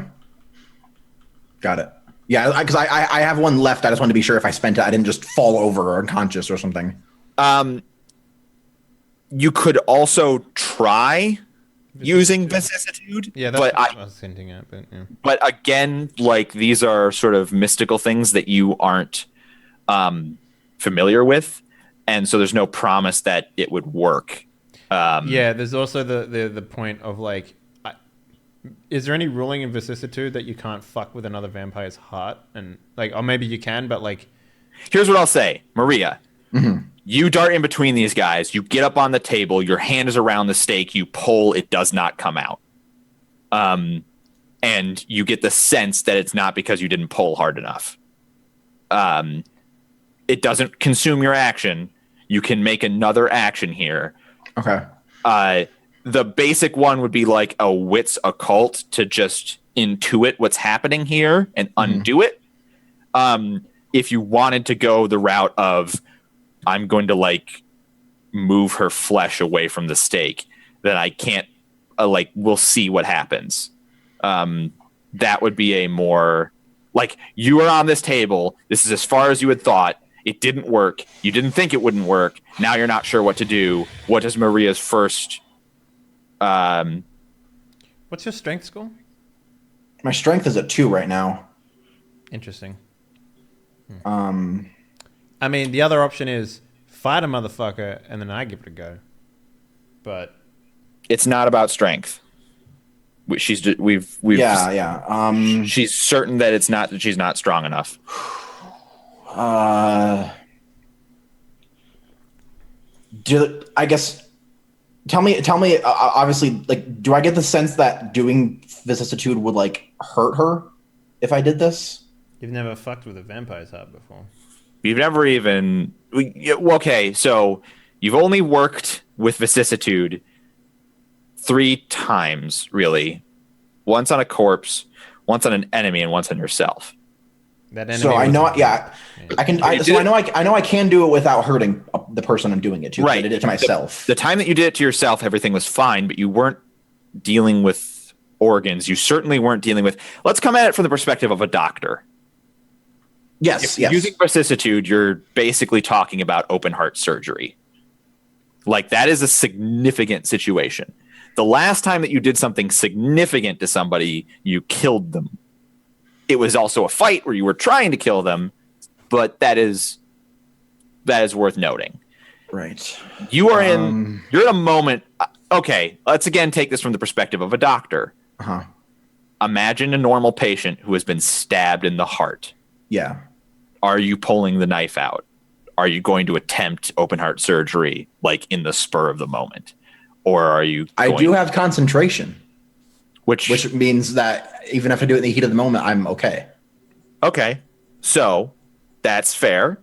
I guess my question is still, are you going to try and roll wits occult, or the other version is wits vicissitude? So you get 3 more dice. But it's probably not the right way to do it. So there will be other difficulties. I'm going to do wits occult. Yeah, that's Wits occult. All right. good, man. This is just, I'm going to intuit how to pull this stake out of amethyst. Roll it for me, baby. Okay. Yeah, baby, do it. For Would me, all baby. specs help at all? Not at all. Okay. It's also difficulty 7. Sorry. You got this. You can man. do it. You got Okay. this. For the record, if she had chosen vicissitude, it would have been difficulty 8. Oh, well. One success. I am not seeing a result. I am. It's on the recording. I see 4, 6, 8. Yep, 468. Why am I not seeing a result? Hold on a second. I believe you. I don't think you guys are lying. Wait for it. Wait for it. Wait All for right, I it. see it on the stream. I still don't see it. Let me reload roll 20. I don't not believe you. Let me just get back into roll 20 before we move on. All right. Hey.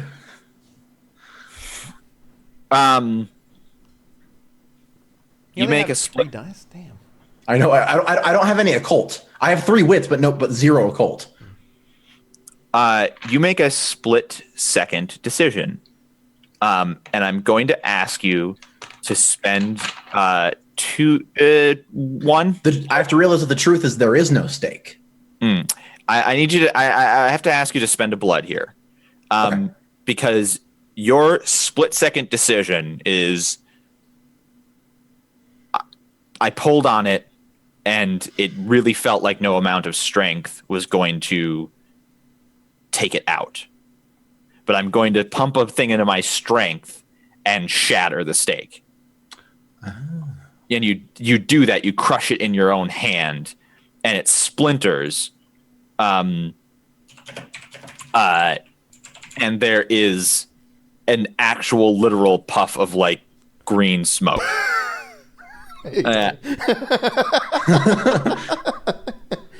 Oh, I love that sound effect so much.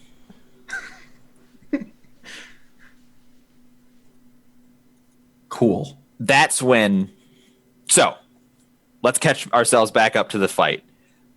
Door kicked in, kills guy, hits ceiling, lands floor, body lands on the other side. Dude shouts, "Ah!" Little Latina girl sneaks underneath the guys, up on the table, can't pull it out, crushes it instead. Weird puff of green smoke. The lady who's in charge, or who had the air of authority over the other people, says, "Vampires! They've destroyed the stake." She can't prove anything. Look, we can't even eat anymore. That's kind of racist. Everybody is pulling various implements out at this point for the fight. Oh my god, you're right. It is a vampire. That's weird. Who forgot to lock the door?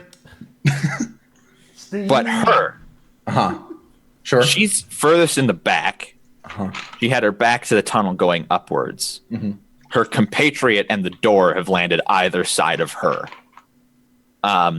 After she says this, She's a witch. what? Grapevine. After she says this, Maria, Okay. your attention is drawn to her because she just called you out for destroying the stake. She has all of these like when somebody's wearing, again, urban commando gear or like soldier gear, they have all like for someone who carries a gun, they would be pockets for clips. Sure. For bullets. Those sorts of pouches that are on the exterior of like combat gear. She's got a bunch of those. The Little mini steaks. The buttons on those pouches undo themselves Okay. and float open. Sure. And then 3 to 5 wooden stakes float out of the pouches into the air. Mage. Why? Wow. Wow. She's a fucking mage.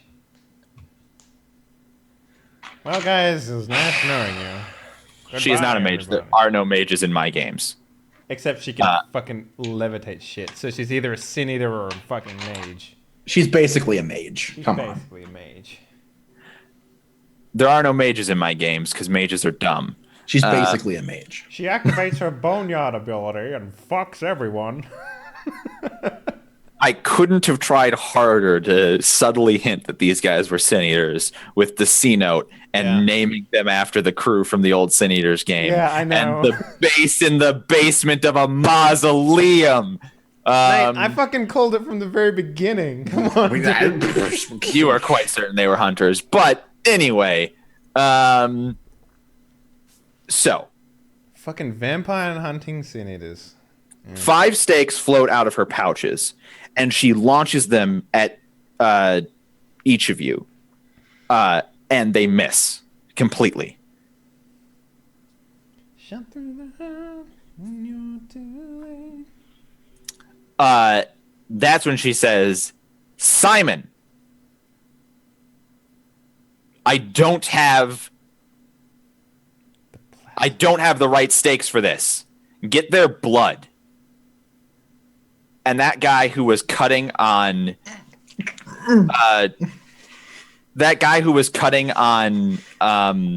Amethyst.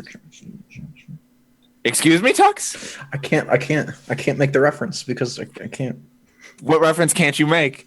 It's a reference to a certain anime, but I can't make it because I don't think anyone else has seen it yet. No, do it, please. Jesus Christ. All right. Anyway, just keep going. Okay. Wow. I'm sorry I've hurt you like this, Tux. It seems like a deep wound. Simon is like, no problem, boss. He whips out a second ceremonial dagger and he's sort of dual wielding and he's flashy about it. And also he starts bleeding out of his eyes. Great.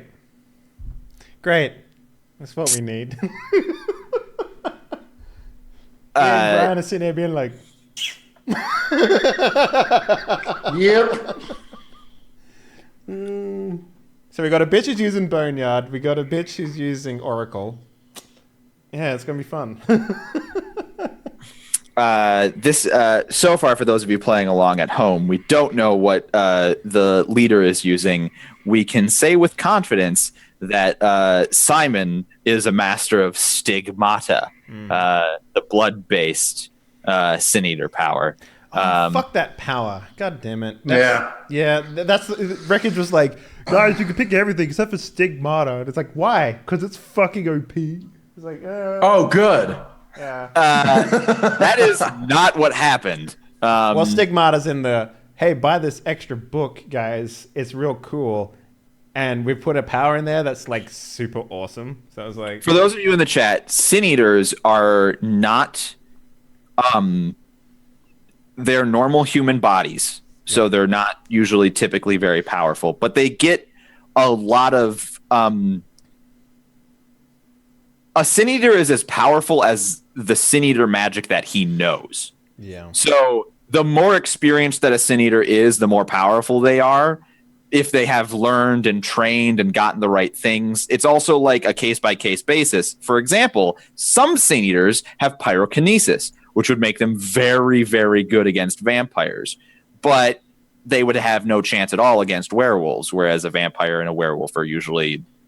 Well, you can have as many keys as you want, right? Like, Right. It's I guess the answer to how powerful are Sin Eaters is Sin Eaters have the most amount of variability between how powerful they are, because the weakest vampire is still pretty strong. The weakest Sin Eater is like a palm reader in a carnival or something. Like, they don't get a lot of power and they can be super weak. A very powerful Sin Eater can have like powers that summon Cerberus from the underworld and eat people alive. Yeah. Like or summon just immense amounts of ghosts to like eat everyone. Is that too? that's possible too. Yeah. There's right. So They wouldn't. Unholy. You It can't depends on the become a- crew. It depends on the crew. Like if their crew is like, "Yo, protect the virtues of the undead," then maybe. But crews of Sin Eaters form around ideologies and mission statements. So some Sin Eater crews would be like, vampires are fine. I'm totally cool to even hang out with you. This crew, whatever ideal they formed around, apparently is running up against vampires in some way. Sin Eaters aren't technically dead. No, they're still alive. They're still And alive. also, somebody else said, I think hunters would become Sin Eaters. You can't choose to become a Sin Eater. It's totally random. The guy picks you basically. The Geist picks you when you die. So that is a dice roll that you don't necessarily want to mess around with. Like, you're not just going to be like, you know what I could use? Magic powers, kill myself. It didn't work. Plus, depending on how long this fight goes, we might even actually leave and these guys regenerate. So Yeah, the guy he just killed is dead, but might come back to life, depending on whether or not he has enough Sin Eater lives. yeah. Right. So, Does Gambit get a roll, by the way? Initiative. he doesn't have special powers yet. Do you want him fighting yet? Doesn't he have like potence? No, he's got no special powers yet. Okay. He's still just a dog. Then no, I don't want A dog can still like bite somebody and fuck them up. So he's not a golden retriever, man. No, it's fine. I mean, his temperament is whatever temperament you want him to have. So he physically can. He's been more than useful already. So okay, that's all right. That's fair enough. In addition to Simon starting to bleed out of his eyes, there's somebody in the corner who goes all rock-like, and another guy who straight up disappears. Now, everybody else like is pulling out like knives and machetes themselves. One guy's pulling out a revolver. They don't seem to be doing anything like. Oh man, if I get that revolver, mystical. I'm gonna be real fucking happy. You know, I need one too. I want a gun. Damn it! it's not a gun. It's a senator thing where they like get like relics and they're like super powered and stuff. I don't know if anyone else can use it, but No, nobody else can get a benefit from the sort of things that Sin Eaters can get benefits from.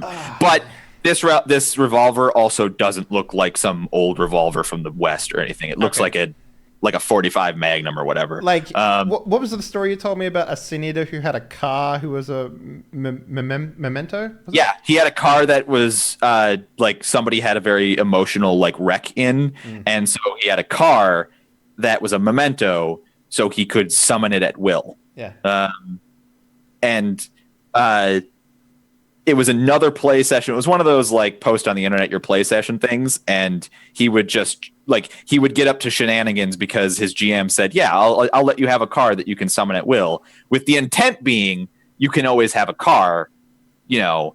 And instead, this guy would do things like, "Yeah, so he's like below me, right? I summon the car here so that it falls on him," and it's like that's not in the spirit of the power that I gave you. Anyway. Braden. Yes. You guys have killed one person, then magical stakes flew through the air and just missed each of you. Mm-hmm. And now some guy is bleeding out of the eyes and another guy is turned to stone and another guy disappeared. So they're not vampires. Right. So what exactly is Amethyst doing now? Amethyst, the stake has been crushed in her chest. She hasn't stirred yet. But I mean, you may not personally be assured that she's going to stir. Maria, on the other hand, is pretty sure that worked. Okay. And she will wake up. So the guy that's bleeding out of his eyes, I want Sure. to try to pretty much chop his head off with my machete. Okay. My man. Yeah. And meanwhile, I comment. I'm like, man, that was the longest 6 seconds of combat I've ever seen in my entire life. All right. So you need to make a strength melee roll. Do it. Strength melee. Do it. All this is doing, Rick, is making me want to play fucking Senators again. You realize that? Like, that's all this is doing. That was his intention all along. 2 success. Okie doke. You got 2 strength, and you're using a machete, which I'm gonna go with being. Yep. Okay. So that's 3. All right. So you deal 3 damage. Yeah. You're going for a decapitation here. Instead, you slice this guy across the sternum, opening up his like bulletproof vest and his combat vest, and he starts bleeding out of his chest. And he sort of gives you this shit-eating grin as like the wound in his chest, the blood stops like leaking down his chest and it starts like floating up into the air. It's fucked up, man. It's fucked up. Can I try to like lick the blood out of the air? This is gonna be good. You managed to get a bit on your tongue, and it tastes awful. It tastes like a dead body. It tastes like a dead body dying in your mouth and then also evacuating its bowels. Nice. 2 of my favorite flavors, and I lick it again. I really like those gummy worms or whatever the fuck they were called that were intentionally bad tasting in life. Oh, the jelly beans. Jelly beans. That's what I was looking for. Yeah. Man, I forgot about that scene that Arisato made. That's not Yeah. Yeah. That's some fucking good wallpaper. Absolutely gorgeous. Mm-hmm. For those of you who haven't played, those were the characters and their ghosts or geists.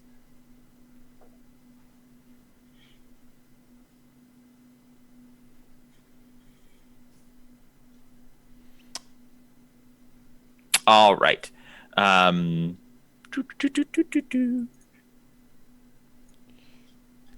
watch it. This is really good. It is really good. Brayden's turning into gags.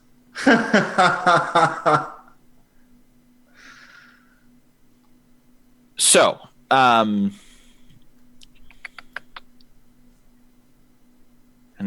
just really quickly checking a resistance here for no reason. I'm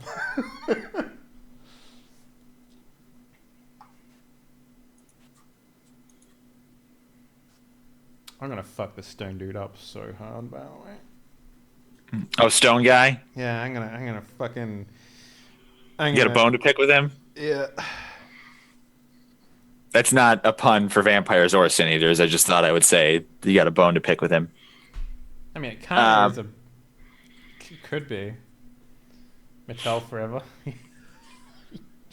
Fucking Mattel, man. The duck says, "You're all super fucked." I loved making wreckage. I'd be like, I pull Mattel's string. Just like if I couldn't think of anything to do, I pull Mattel's string just to hear wreckage talk like that.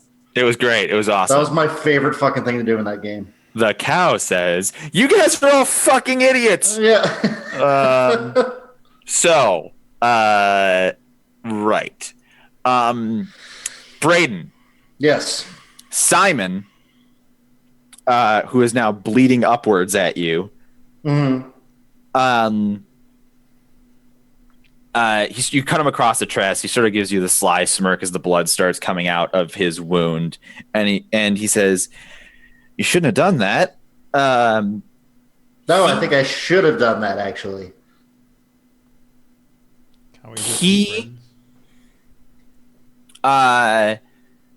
You shouldn't have done that, actually, because now I'm not going to go easy on you.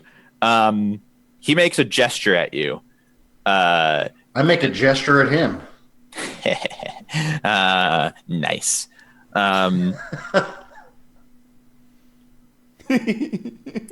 It's my memento. Yeah. Like. That was a lot of bullets. That's right. Brayden, I need you to roll your wits.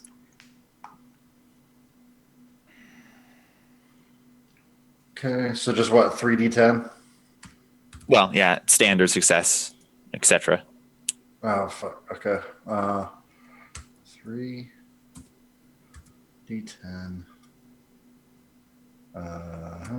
You can just roll it through the dice roller if you just put a blank one in there. Can I? Yeah. Okay. Like, you just put wits and then the other one is blank, and then click roll. Mm-hmm. Gotcha. Didn't realize I can make it blank. One success. Fucking damn, dude. So he gestures at you, and then you feel your heartbeat, Mm-hmm. sort of against your own desires, and you I don't know if you want to. I'm not going to force this on you. At least the way that you physically respond, but you could potentially fall to your knees as you involuntarily vomit up 2 blood points onto the ground. No, what I do is I stare at him and I slowly vomit 2 blood points out of my mouth without falling down. Okay. You're welcome to do that. Just to be contrarian. And then I kind of like wipe a little bit and flick it at him. Thanks, he says, as he catches it with his dagger and then throws it over to the lady in the back. Oh, you done goofed. Yeah, but I look cool doing it.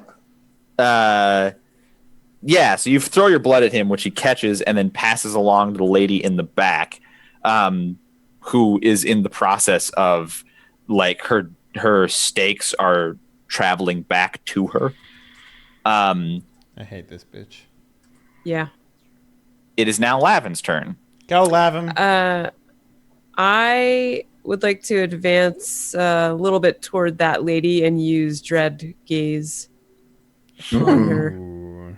And what power is Dread Gaze for the folks at home? Dread Gaze for the folks at home is if you have more than 1 dot in presence, in this case 2, you can frighten others by physically revealing my true vampiric nature, bearing claws, fangs, hissing and all that. What it basically does is the player rolls a charisma plus intimidation. Difficulty and a equal success. to victim's wits plus courage. That. Success indicates the victim is cowed, while failure means the target is startled but not terrified. And Right. it says that it can induce all sorts of bad 3 or more bad successes means he runs away in abject fear. that. Victims have nowhere to run, claw at the walls. Moreover, each success subtracts 1 from the target's action dice pool's next turn. There we go. Charisma All right. plus. All right. So it is their wits plus their courage Yeah, wits plus courage. Yep. is the difficulty of the roll. Yes. Correct. No. It's just the mix. The I don't think you roll them, or do you roll them? Yeah, you roll Difficulty charisma equal plus to- intimidation. Yeah. Difficulty equal to the victim's wits plus courage. All right. Correct. The difficulty is 8. Oh my God. Successes indicate the victim is cowed. Yep. Oh my God. Difficulty 8. 3 or more successes means you're under an abject You've got fear. this.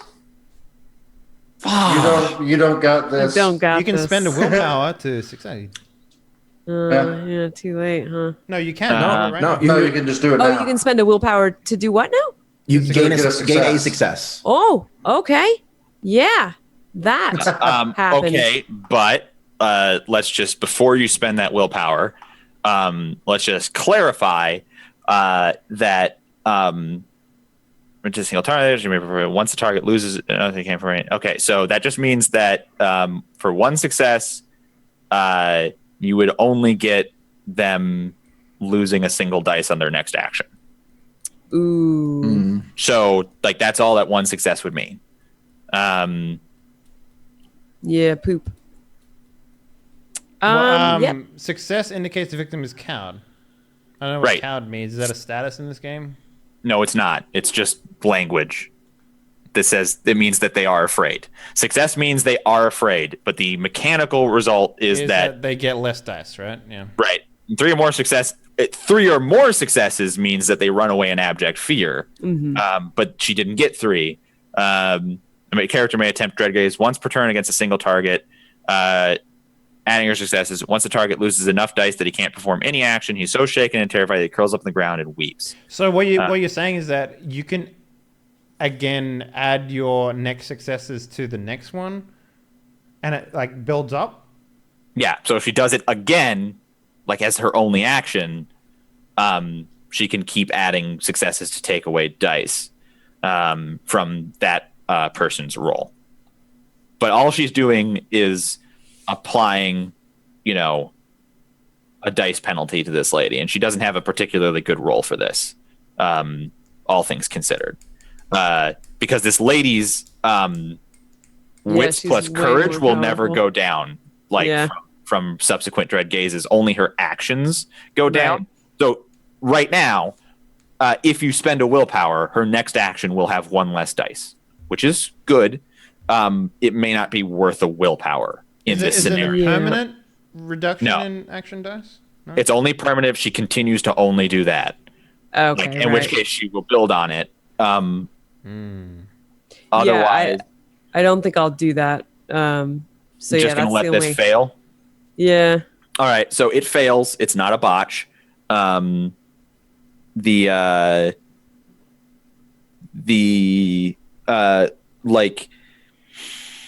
You were just dread gazed earlier in this night. So perhaps this is where you've picked it up. And you remember earlier that Amethyst tried to inspire a particular action in you by pushing you to the brink with dread gaze. So you do the exact same thing to her, recognizing her as the biggest threat in the room. And you see her respond in the same way you responded to Amethyst, which is the act of being goaded makes your defenses go up. Like she's becoming even more rebellious to you. She's becoming even more defiant to you now that you've tried to suppress her. Sure. And so you know that it has not worked. Gotcha. Bottom of the turn order, Dave. Okay. Now, what was our ruling on how tentacles work? In what respect? Because the first time I used them, you said I can only do one action, and that action was making a tentacle do a thing. Now, if I roll 3 tentacles up, I had a look online. No, that was not my ruling. They all can do a thing. It's just their stats are low. So, like, what happened was you tried to grasp a guy with 3 tentacles, and all of them whiffed. Okay, so if I roll tentacles, I get 3 of them. The 3 of them get into the turn order and act independently, and then I still get an action my next turn. I roll around. Hold on a second. I'm answering a question in the chat.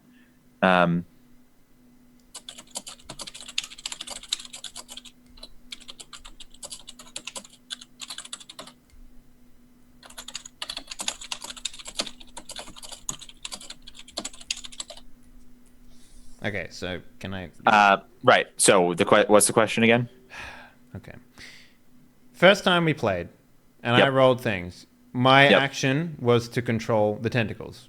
I read online, because it doesn't say inherently in the book or anything, whatever, that tentacles. They can make separate actions, but it would be an action to summon them. Okay, that's what I'm asking. So if I summon them this turn, they get 3 of them show up. Let's say because I roll well. Sure. And then they go into the turn order under me, right? They act after me. And then next turn, those 3 act and I act as well, yeah? Mm-hmm. Okay, great. So I'm going to do that, Mr. Wreckage. Sure. So this is Arms of the Abyss. Arms of the This player Abyss. spends a blood point and makes a simple manipulation plus occult roll, difficulty 7.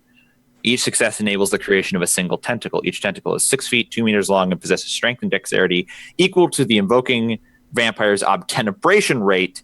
Potence and celerity add to the strength and dex, respectively. If the vampire chooses to spend a blood point either to increase a single tentacle's strength or dexterity by 1 or to extend its length by another 6 feet or 2 meters. So you can spend extra blood to make one of them better. Each tentacle has 4 health levels, is affected by fire and sunlight, and soaks, bashing, and lethal using the vampire's soak rating. Tentacles may constrict foes, dealing strength +1 lethal damage per turn. Breaking the grasp of a tentacle requires the victim to resist the strength roll against the tentacle. Difficulty strength for each, 6 for each. However, tentacles cannot be used for any kind of manipulation, such as typing or driving. Are you reading this online? Because the book says differently. No, I'm reading this right from the book. Okay, cool.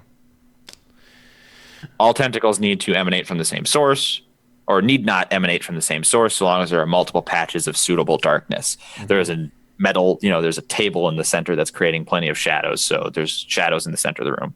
Great. All right, so I'm going to do that. What did you say the roll was? Sorry. So you must make a manipulation plus occult roll at difficulty 7. Mm-hmm. Each success enables the creation of a single tentacle. You must spend 1 blood point, which would leave 1 blood point left over in this turn for making one of them stronger or longer, if that's what you wanted to do. It's not my strength. It's only potence and obtenebration rating. Yeah. It's your obtenebration rating plus potence that is their strength rating. So they would have 4 strength, and you can spend a blood to give one of them 5 strength. Okay. And you said difficulty 7? It's difficulty 7 for this roll. Hey. 3 successes. Not bad. So that is really good, all things considered.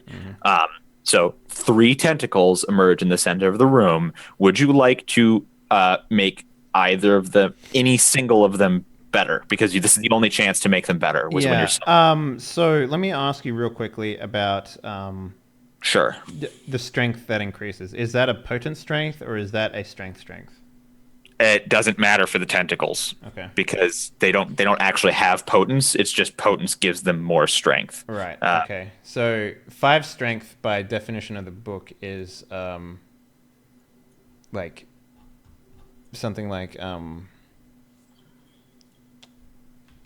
it's not motorbike lifting. Motorbike lifting is 5 strength. Yeah. Yeah. So all right. Yeah, I'll do that. I mean, to one of the tentacles. Now, do they get to act right now? I assume they do.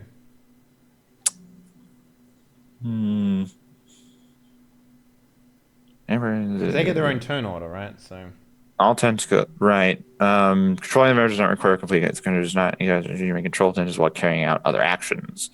That does not suggest that they get their own turn order. It suggests that you control them while also committing other actions. I'm going to go with that for now. On your next turn, you can do that. Okay. Well, that seems to be what it says here. It doesn't say anything about them getting their own turn order. Yeah. If you can find that and point that out to me, then I'd be happy Each to. tentacle is full health, fixed, blah, blah, blah. Well, actually, now's the top of the hour anyway. We started at like 7:20. We took a break at 8:20. It's now 9:20. Let's take another 3 to 5 minute break, and that way we can get some of this rule book checking done off air, save the people at home some frustration. Okay.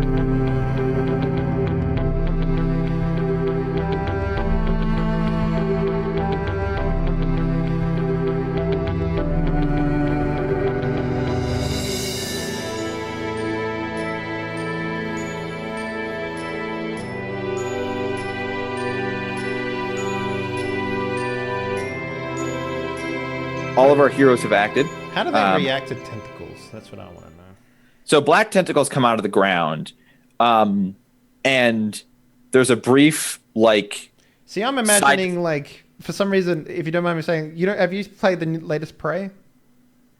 Yeah.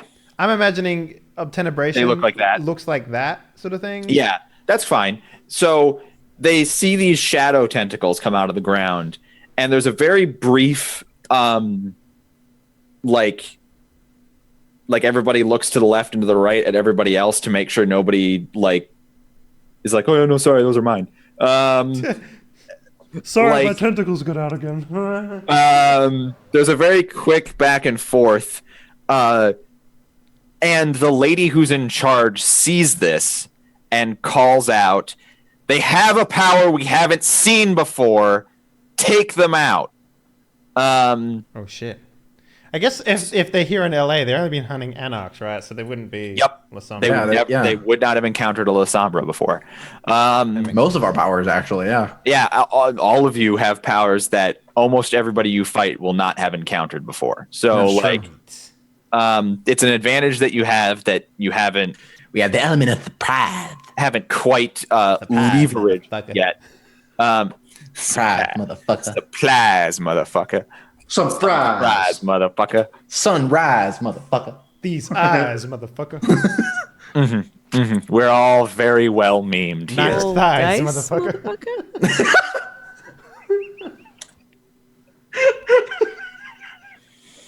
No lies, motherfucker. Oh, memes. Yo, that's the best meme. Dexter was great. Can we just take a moment to appreciate Dexter? Thank you. That's a good Yep, one. that moment was for Dexter. Tux, come over here. Let's just make out for a bit. Okay, man?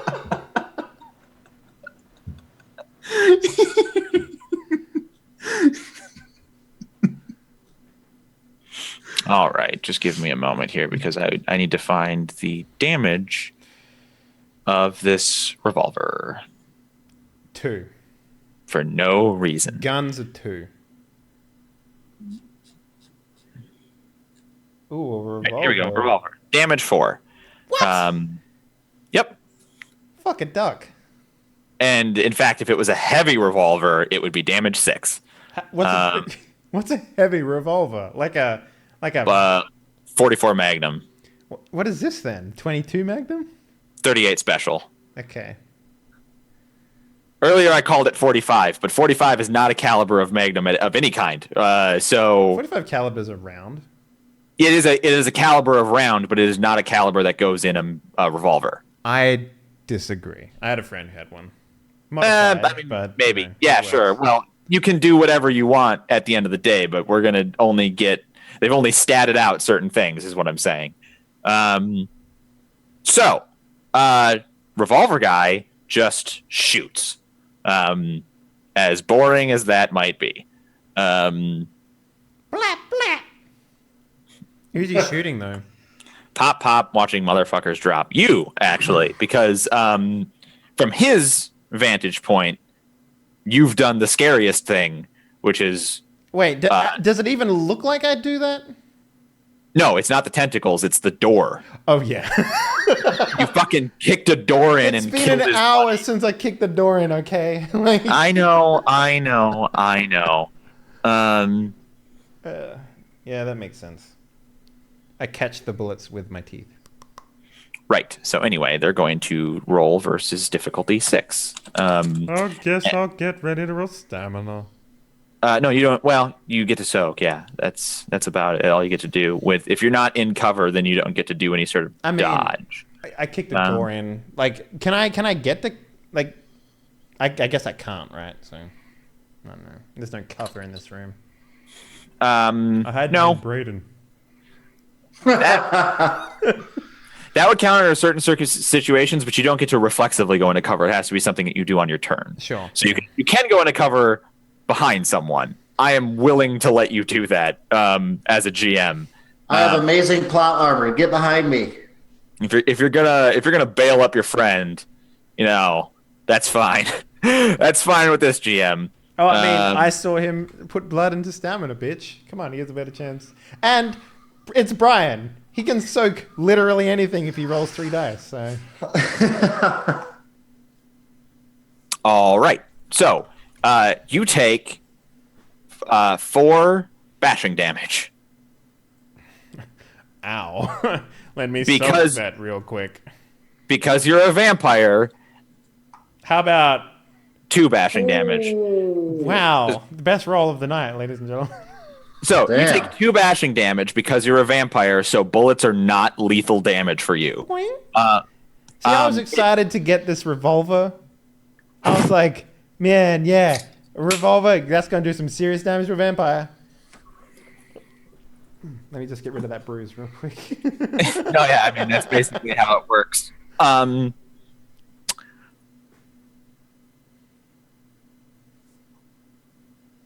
This is my first time being shot since I turned into a vamp. Yeah, you've been shot at. This is your first time being shot. Wait, have I? No, I would have taken... No, I did take damage in the fight with the vamp. Okay, yeah, no, we're good. You've taken damage. This is From- the first time that you've been shot. Yeah, I got shot from the first did you get vampire shot? fight. Yeah. Did you? Did they actually pull it? No, they stabbed you. They were vampires. They didn't care. Like, one of them went to go get a shotgun, but a shotgun is Didn't I get different. shot with a shotgun? No, that was... No. That was Maria. Right. who- Maria ended up killing that person before they ever had the opportunity. Was I shot very often before I became a vamp? I reckon I was Probably. probably shot a couple of times. Yeah, there's a good chance. It's LA, motherfucker, and I'm a racist cop. Of course I would have got shot. That's a fair appraisal of the situation. I'm not gonna say Rodney? no. What? No. Yeah, speaking No. of, Yeah. That asshole. Uh, I mean, you've seen his asshole, Braden. So, you know. It's very perky. They made I'm just gonna go ahead and say this apropos of nothing. You may not know it. You're happy that Rodney isn't here. You're definitely definitely prefer him to be doing what he's doing right now. Oh, yeah. Sure. He's locking the escape, right? So He's doing something. That Rodney, he's doing something. Cool. Good. I'm glad. I uh, appreciate Rodney. Good. I'm I glad like that I somebody. appreciate it. I appreciate everyone. I like Rodney as well. He's very good at his job. I just wish that we knew what he was doing, right? That's the only thing. Anyway. yeah. By the way, Wreckage, there's a button here to roll willpower. I'm just going to click it real quick. To see what happens. To see what happens, right? To see what it's actually rolling there. Okay, yes. The X's underneath signify how much you have. The dots at the top represent Your total. how much you... No. The dots at the top represent how much you have. The ones underneath are the total. No, because when you roll willpower, you roll your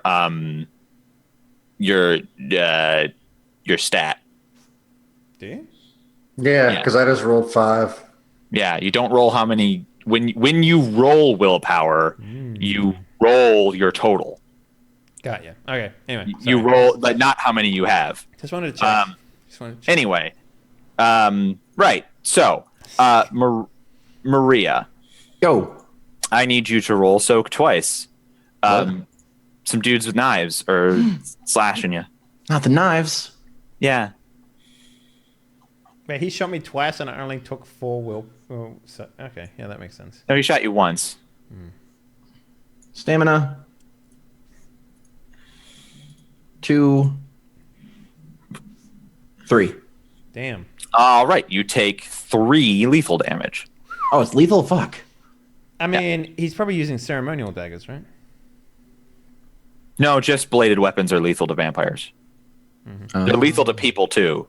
You never take bashing from knives and swords are always lethal to everybody. It just happens that vampires also can shrug off bullet wounds. They can't shrug off bladed weapons. So that is the slash, correct? Or the X? X is lethal Okay. Slash is bashing. because star is supposed to be aggravated, and they didn't. We'll continue to complain about the very slight shortcomings of this otherwise amazing character sheet to the end of time, or Also, until they're. if they had a guide to health underneath, what does this slash mean? I need you to roll soak twice, Damien. Twice? Okay. Sure, I can do that. Alright. All right, you take 4 lethal damage as 2 guys come up and knife you. God fucking damn it. But they're in range to be macheted by you, so Okay. Oh, I'm gonna slap chop these motherfuckers. So lethal starts at bruised, or does it start at the top of? it starts at bruised. It always starts at top, always goes down. So does bruised Misa? add on top? So What's the I've got question? 2 bruised right now. Let me just check your character sheet. Right. So what'll happen is that you will fill the first 3 with X's and then put 2 bashing below that. Oh, sorry, bashing. My bad. So it'll push it up. You know what I'm saying? Wait, I thought aggravated was X's. No. Aggravated is dash because they don't have star. Oh, right, okay. Right. So anyway, worse damage pushes lesser damage along the damage. And then when you reach the top, it sort of right. rolls Exactly. over, so yeah.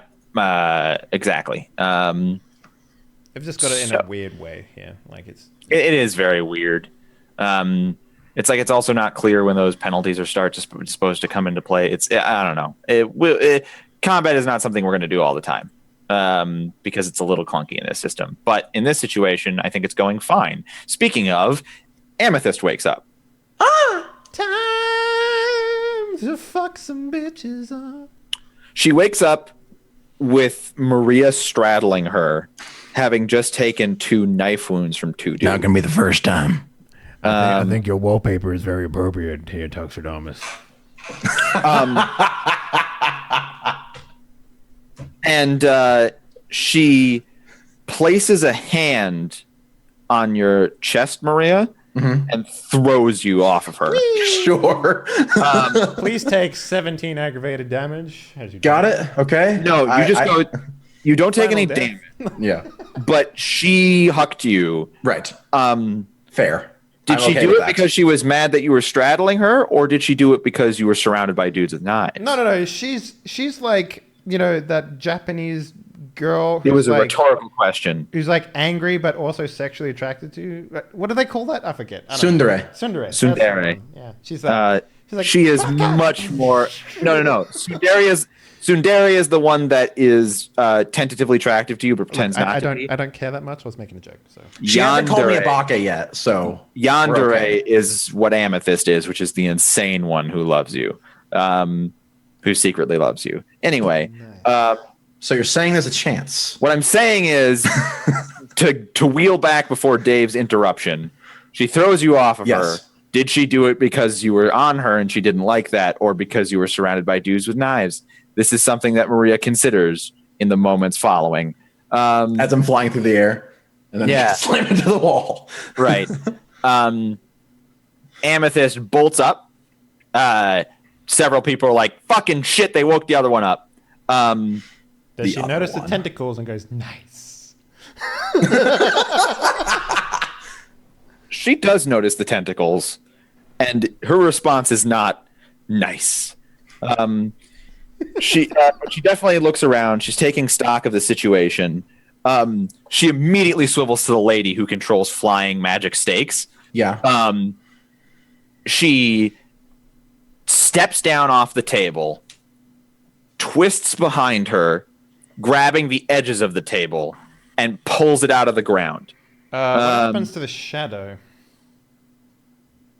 Once there exists, they don't become unmade by a lack of shadow. Okay, They're not vulnerable to floodlights. you just kind of see the Muppeteers under the table, and they're like, oh, they just. Like it's that in that brief moment we get a bunch of stage hands who are all dressed in black. And, like, they got People afterward are like pausing it. Look, you can clearly see. There's just dudes with like stakes on the ends of sticks going. Yeah. God, now I can't not imagine this as not a play on a stage. Now you've done it. Anyway, she swivels, grabs the sides of the stone table, rips the tabletop off of the plinth that it's on, and has a big like granite slab that she swings at the lady who has stakes. And before it collides with that lady, almost surely killing her, dude who's made completely out of stone gets in the way and puts a hand up and like literally catches the table and like slides along the ground a little bit before coming to a stop. So guy who's made out of stone can take the hit from Amethyst. And now they're doing that superhero thing where one superhero had like a light post and swung it, and the other hero caught it, and now they're both going to be in like a huge, awesome fist fight over on that side of the room. Ah, cool. So it's like Lady and the Tramp, but with a table. With a big granite table. We're going to meet in the middle and then fuck on the table slab. Except she's a vampire. She doesn't have working bits anymore. She can turn them on. Yeah, you can turn them on. Yeah. All right. Cool. Maria, you go first at the top of the turn order. Are there any duders near me? You spend your entire turn flying through the air. Next turn. You've been thrown from the fray off to the left. Okay. The group has split into two. There are 3 Sin Eaters, or maybe also normal people, who have backed up to the lady who's in charge to defend her from Amethyst. And everybody else was cutting on or fighting in some way you guys at the door. So now you're sort of in the middle of the room. Okay. And there are these two groups of enemies on sort of your right and on your left. Yeah, I think there's a dude shooting me and two dudes stabbing me.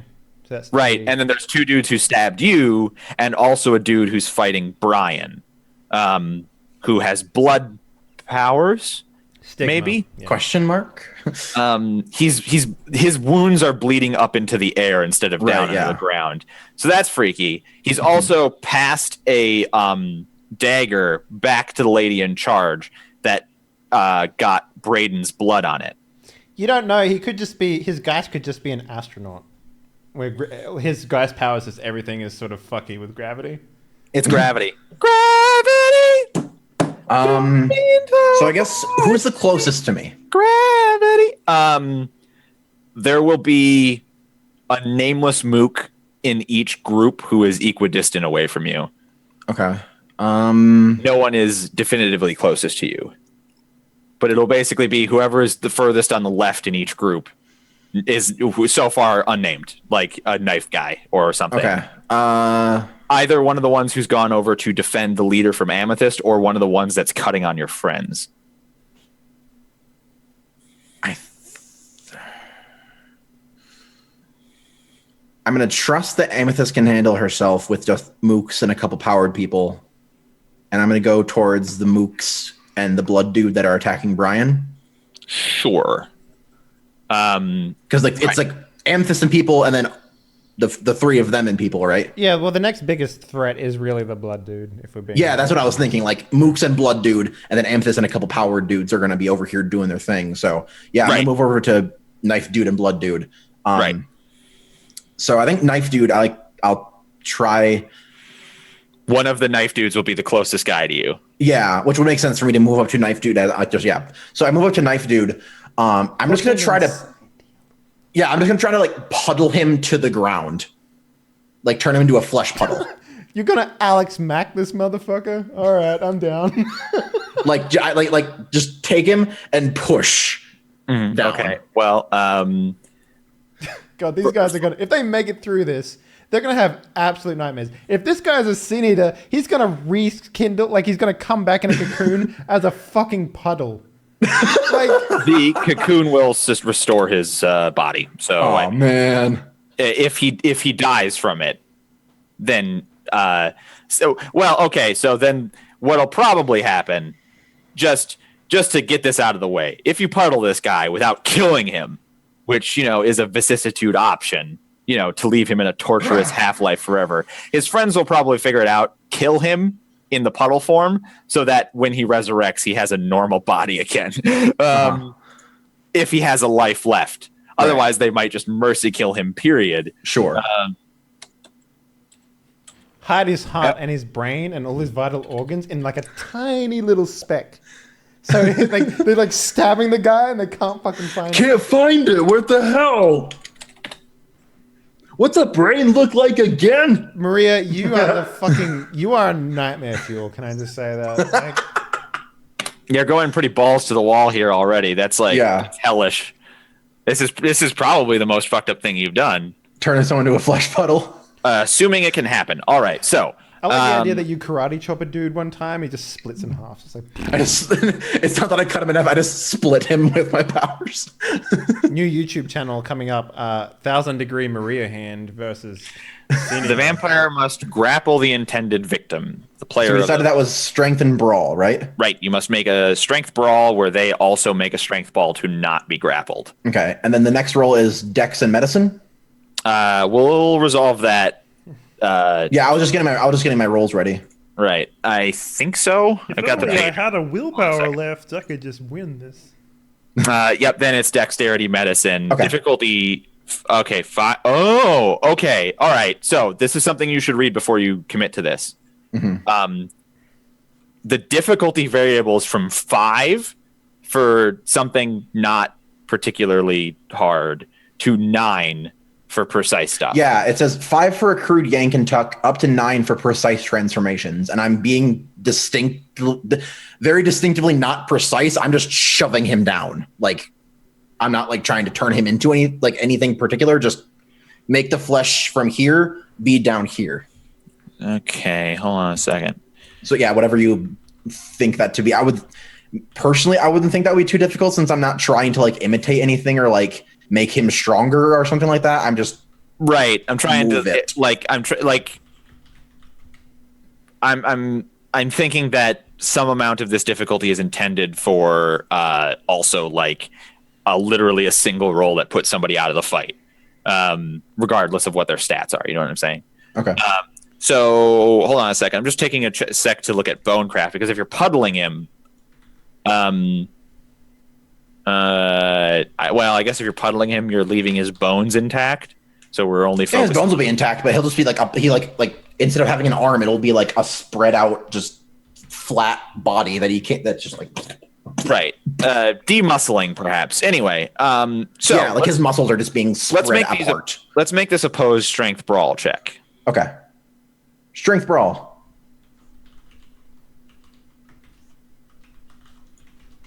1.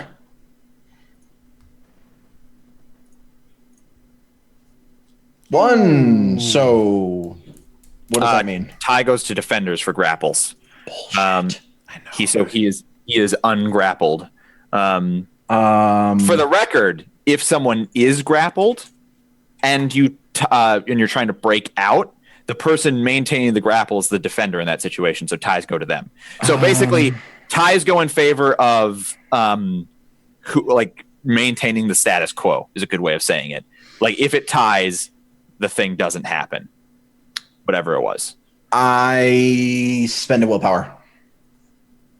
I don't think you can spend a willpower after in a resisted contest after you find out you lost. Okay. So that's fair enough. I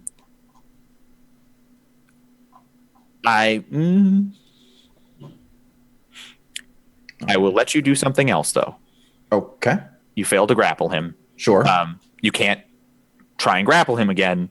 You can't try and fleshcraft him again because you can't grapple him again.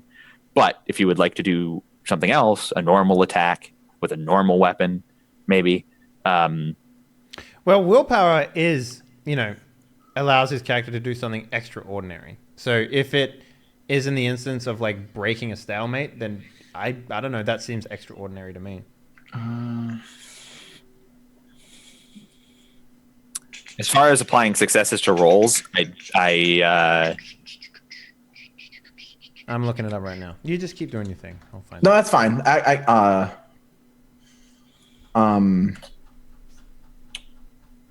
Yeah, so did I get a knife or I think I got a knife when we all got weapons. Did you expressly say I don't want a machete? Because I think everybody got a machete. Okay. No, I didn't say I there didn't want one. I just forget if I was like a knife or a machete or what we all got. But yeah, I guess if we all got machetes, then. I mean, yeah, you all got machetes because you were like, we're going to be fighting vampires, so that's like hardcore, right? Yeah. Like so hardcore. Some of us got axes. But... Let's see. So 3 strength plus 1 lethal damage. A machete would probably be better than strength plus 1, right? I have been categorizing it as a sword. Okay. For the sake of it. So, as opposed to a knife. What's the damage on it? Sword is on the list. It's right under knife. Oh, okay. I wasn't looking at it. Sorry. Sorry, I'm also not looking at it because now I've moved from vicissitude to willpower. 266 for willpower wreckage, by the way. I'm going to assume that machete is stronger than my bone spikes would be. I see what you're saying. Does it not take an action to activate bone spikes? I don't think so. I think I can just pop them out.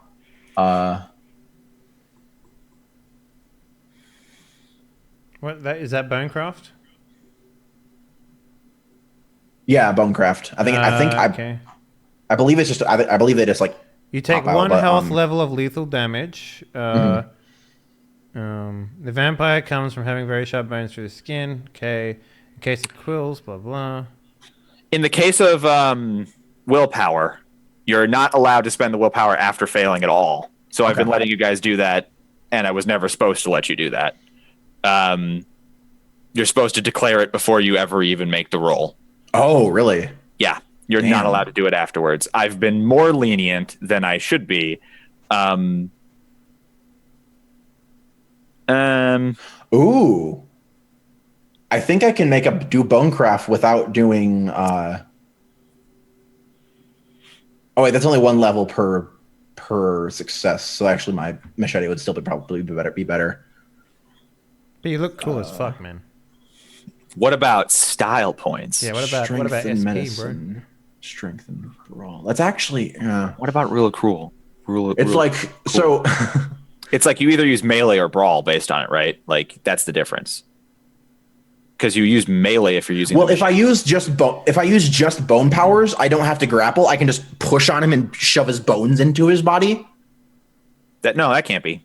Yeah, that's what it says. There's no way. The vampire's player must spend a blood point and make a strength and medicine roll. Each success scored in the strength and medicine roll inflicts 1 health level of lethal damage on the victim. I think it's building off of fleshcraft, though. You can use it without fleshcrafting arts. Okay, so it enables the terrible power in conjunction with fleshcraft above, the power allows her to deform a victim beyond recognition. That to me suggests that you still have to make the grapple. Look at the mechanics. The player must spend a blood point and make a strength medicine roll. Bonecraft may be used without the fleshcraft shaping arts as an offensive weapon. Each success strength inflicts 1 health level of lethal damage on the. That to me says again, still it's saying the flesh shaping arts, not the. It doesn't say without the grapple. Let me just keep reading. The weaponry doesn't come. Defensive quills. Vampire scores 5 more successes on the strength medicine. I mean, it's a weapon, right? So why would you grapple? This does not spend. It does cause the affected to lose half his blood points. It just makes no sense that all of a sudden you can do the exact same thing without a grapple.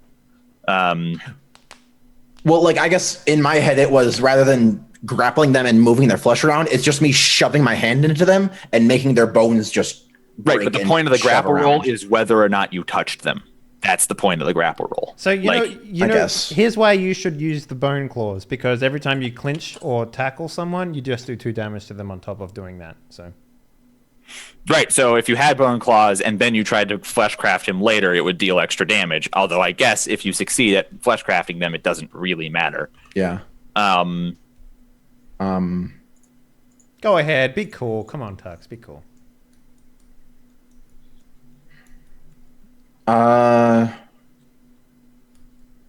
Still man, it was just a shit roll anyways, but okay. Yeah, I'm just gonna do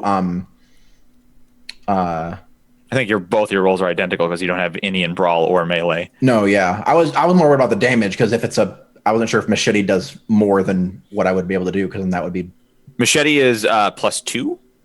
Yeah. I think. Okay, so it's not too much more then. Let's see. Let me just go to the melee weapons chart. It's strength 1 plus. It's strength +1 lethal damage. Oh, the machete is? No, your bone. Oh no, yeah, I knew my bone thing was. I wasn't sure how much the machete is.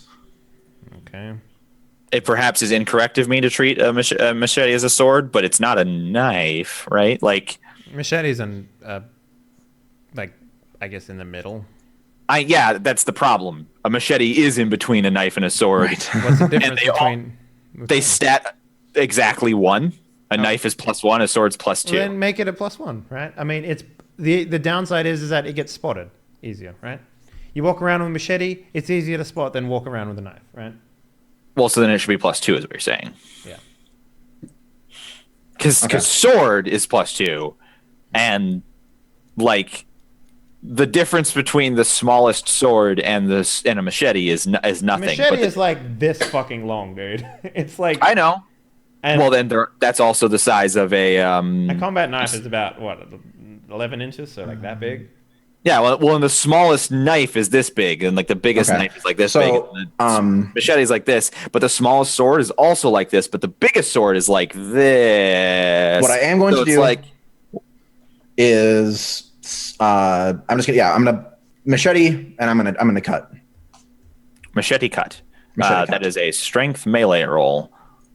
Nice. You got. You sure it's not Dex? Melee's always strength, man. Unless you're throwing it at him. You could always spend more blood.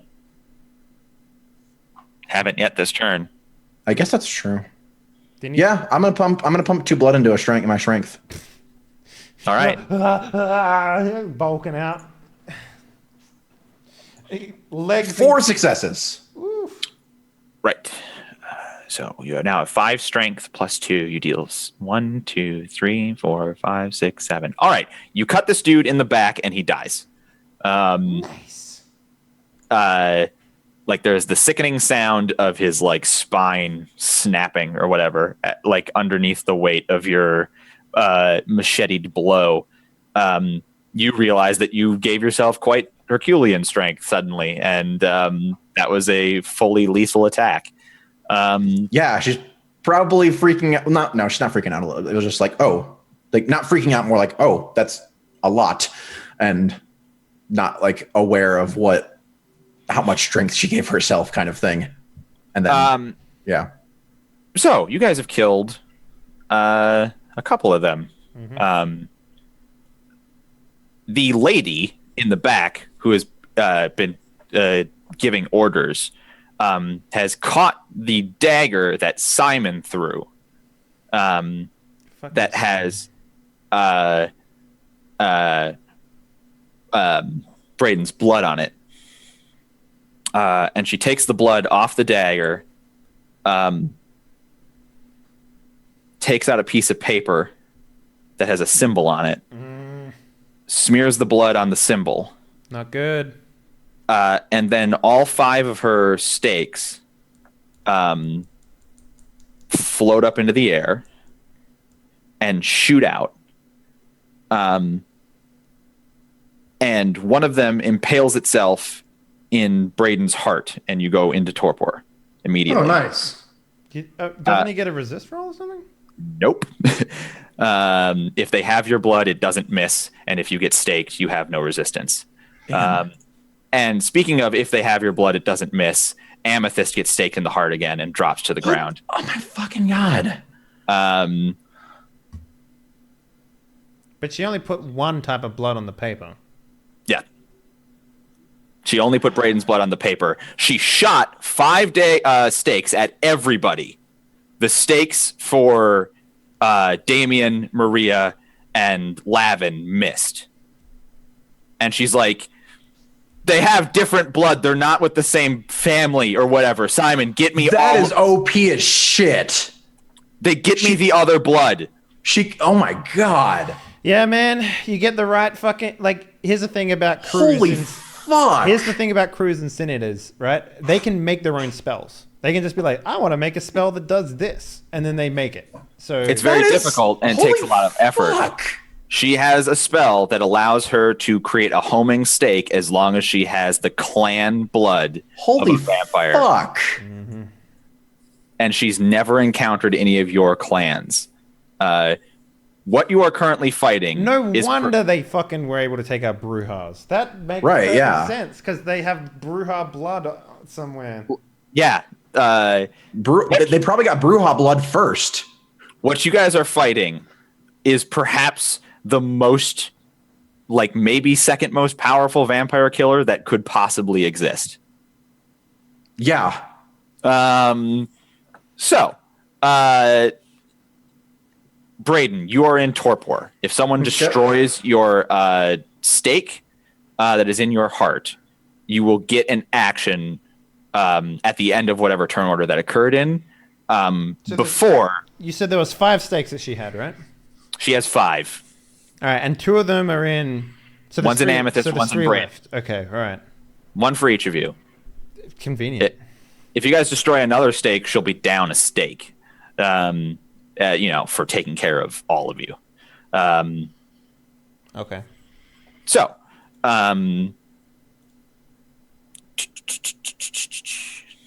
sorry, it's scrolled. Lavin's turn.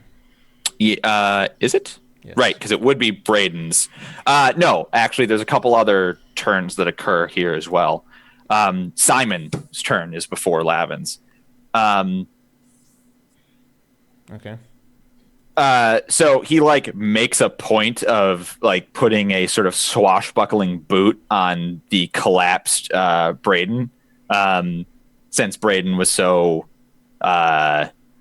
defiant and cavalier, and also spit on him and stuff. So which one of you monsters am I going to take next? He says, twirling one of his daggers. And Wait, can I still talk? Nope. Fuck. Maria just killed a dude. So he, turns to Maria. That was my friend. I don't take kindly to that sort of thing. You are going to kill my friend. He's actually bamboozled by that one. He's like, You make a good point. All right, call it off, everybody. What do you think of Star Wars? Tell me this. No, And there's only one right answer. no. That's a valid point, actually. We're all friends defending friends. Okay, but still, you next, because you're clearly quite strong, he says. So he is going to throw his dagger at you.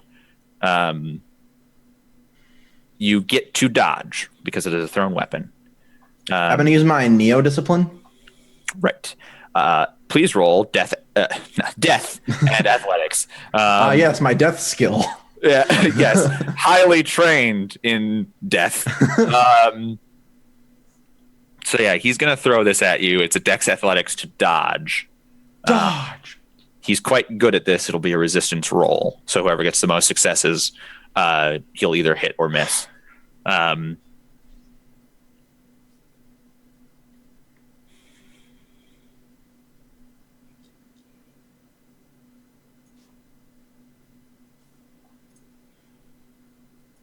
Hey. Oh, that's not you. No. No. No, it's not. Roll. He has 3 Dex and 4 Athletics for those of you at home. Can you not vicissitude his daggers into you and just keep them? I would have to do it as a turn thing. Yes, if she held action, she could probably be like, nope. Mine now. And he'd be like, well, fuck. That was my only weird mystical dagger thing. Are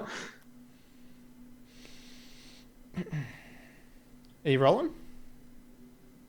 I did. I got one success. Oh, that was your roll. Oh, I'm Yes. terribly sorry. I thought that was an earlier thing. Yeah. His dagger hits your shoulder. Mm-hmm. And you especially, since you've messed with your own body and the bodies of other vampires, and you're a doctor, Yeah. are immediately aware of how bizarre this wound is, because it slices you in the shoulder. It does 1 lethal damage, which is very low. But immediately you lose a blood point as blood just starts pouring out of this wound. In fact, this is worse than if you as a doctor were to cut yeah. No, this is worse than if you as a doctor had used an anticoagulant to make someone bleed, or had encountered like a spider bite where the venom is anticoagulant. Like those sorts of things just bleed and bleed and bleed because they have intentional chemicals in them that make bleeding happen. This is worse than that. And it's also the involuntary bleeding that a vampire shouldn't be able to do. Yeah. So you lose a blood point and are bleeding everywhere. His ceremonial dagger thing, embedded itself in the wall behind you. He can magically control his daggers. It doesn't come flying back into his hand or anything like that.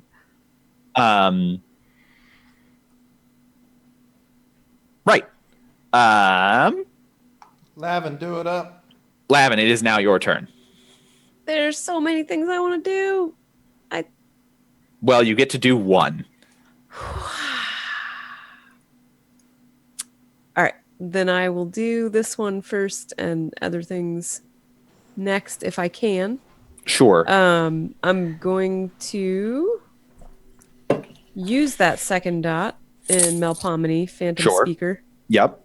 Be careful, because they might be walking into a slaughterhouse if you do that, given the information that you know now. It sounds like Maria may have put together how like dangerous the stakes are, but you know, it's up to you to say whether or not Lavin has also been paying attention.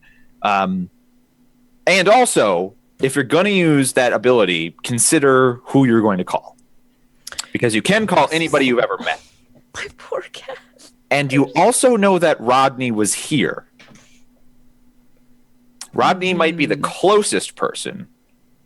Yeah, how far away is the Taste and Dawn and Doesn't all matter. those It doesn't folks? literally doesn't matter how far away it is.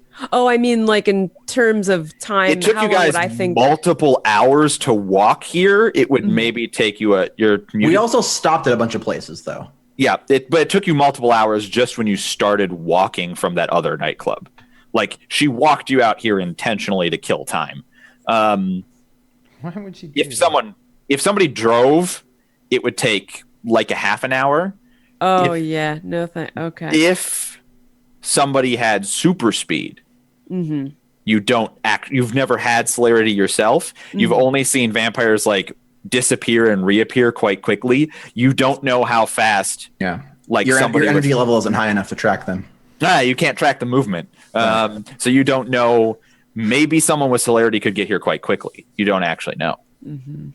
Yeah, I don't think I would know that. So I think.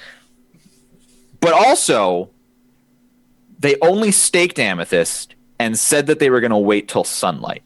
So if all of you get staked and you send a message out, maybe they can rescue you after you're unconscious, but not before the sun comes up. Right, and I heard them say that about. Right, they waiting said for that the they were sunlight. going to wait for the sun, like as usual. They may not actually know how to kill a vampire without leaving him out in the day. It doesn't seem like any of them, because I'm not completely a monster.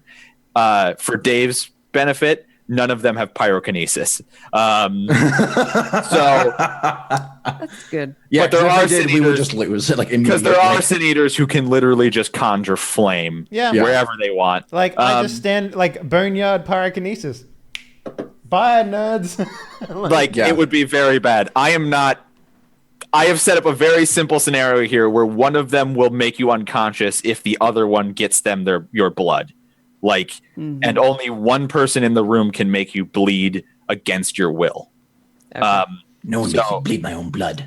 Right. Actually, it's not even my blood.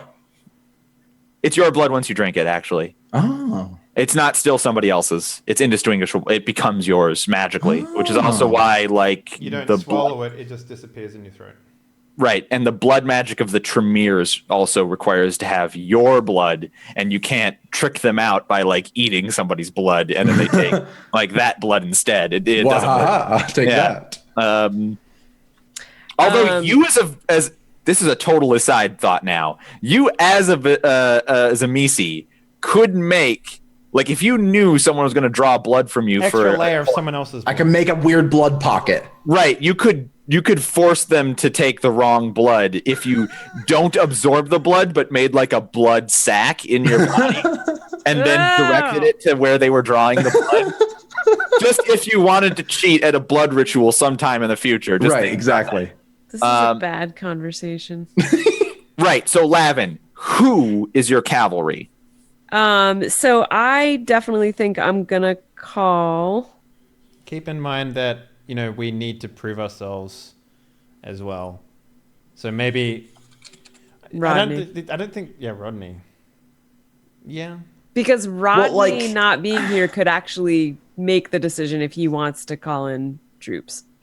That's true. And I can decide what I'm going to say to him, which is going to be Sin Eaters, very dangerous, Amethyst. You've never heard that word, actually.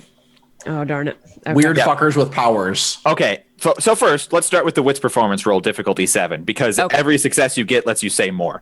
So you may not be limited if you get good successes. Gotcha. So could you just may be able to just say the whole thing. verbatim what they've said. You know, like you could Yeah. you could give him literally everything. Yeah, if you get like what is it here? Hey, there you go. 4 success. I think that's enough. If you get 3 or more successes, allow you to talk to Rodney for the rest of the scene. Okay. So your phantom, you will not hear your words. Rodney Right. cannot respond. Mhm. Rodney will just hear you. Okay. I've just no. suddenly realized that there is a fatal flaw with this plan. No! No! Rodney's here. No, he's crazy. He always just hears think voices. he hears you. Oh man, okay, but this is fine. He listens to those voices. He listens to the voices. It's fine. It's fine. It's fine. It's fine. It's fine. It's fine. It's fine. Everything's fine. Nothing's on fire. Everything's fine. Everything's fine. Everything's fine.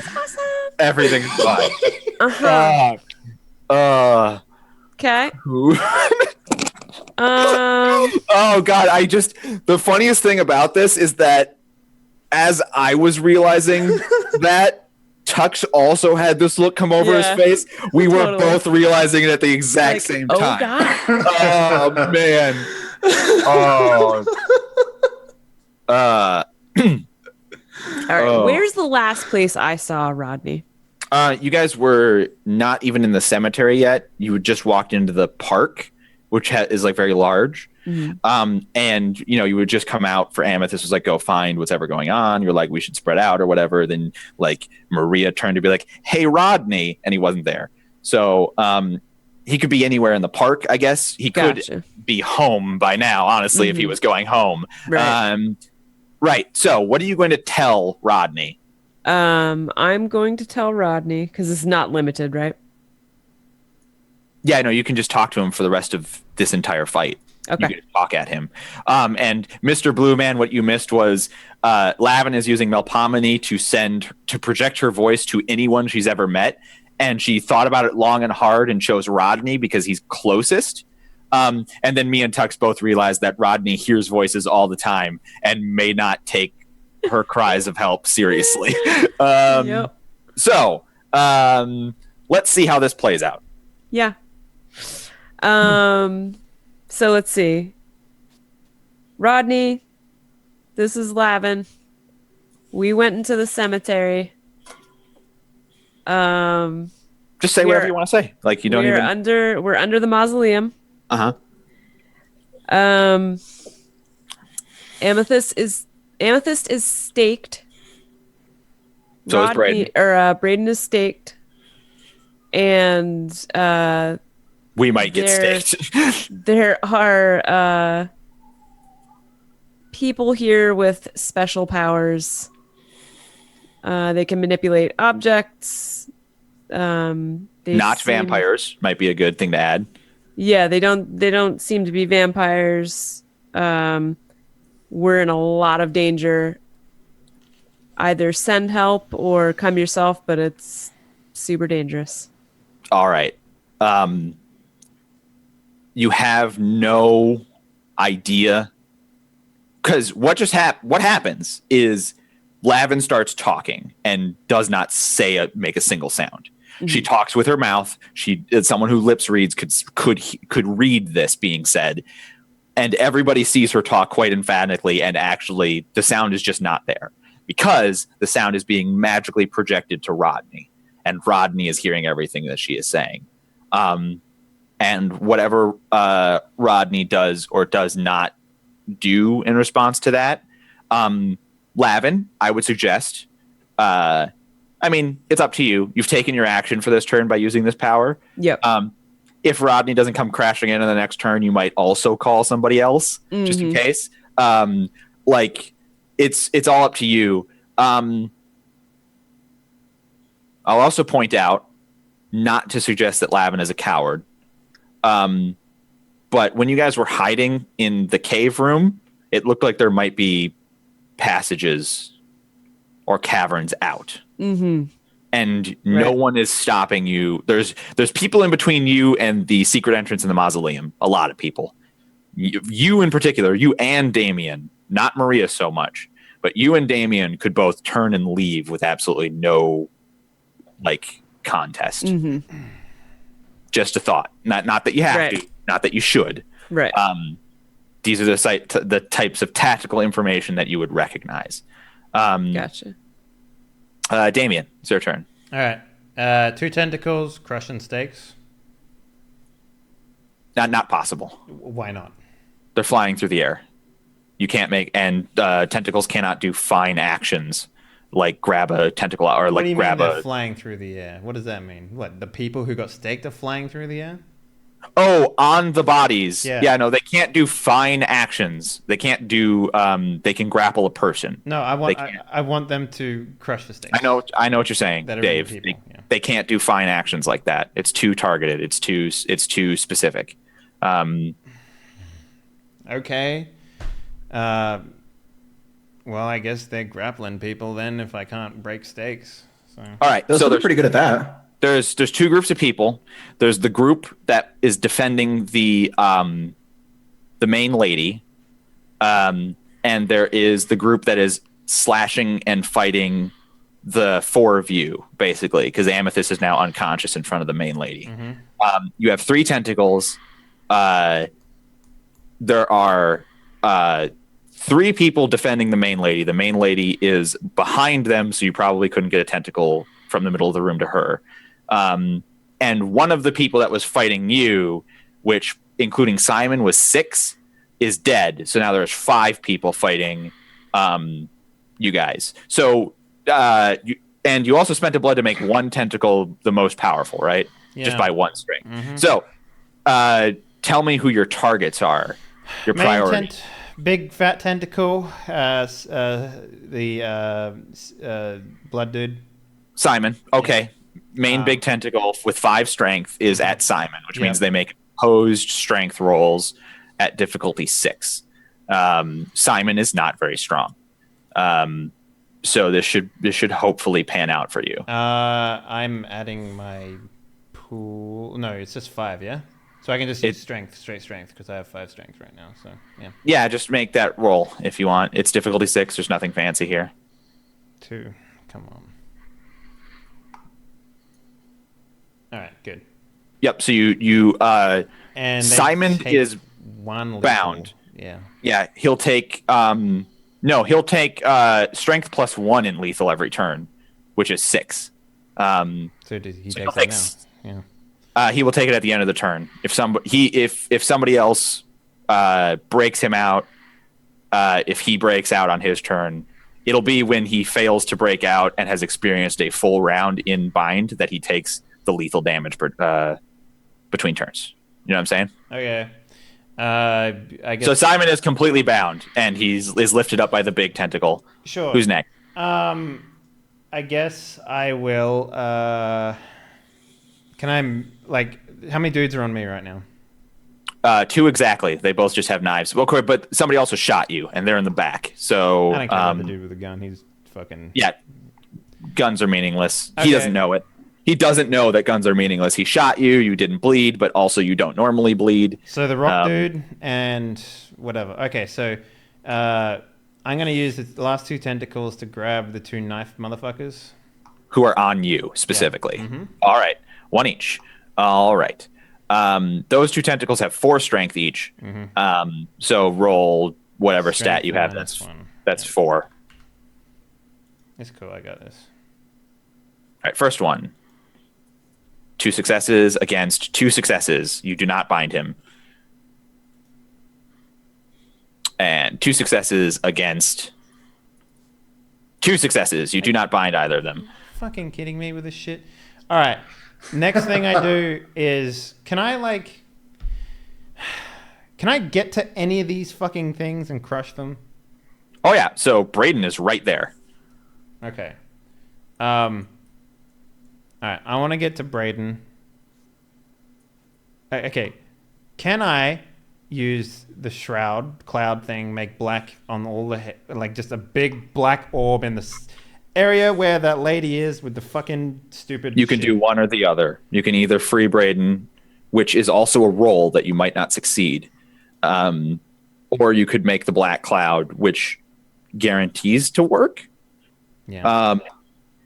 But you know, like you're not sure how much the Black Cloud, like the Black Cloud, well, it'd be pretty effective. You don't know how these stakes are working though. It doesn't matter. I want them to not see what I'm doing. Sure, I see what you're saying. You want to not let them know that Braden got freed, if you free him.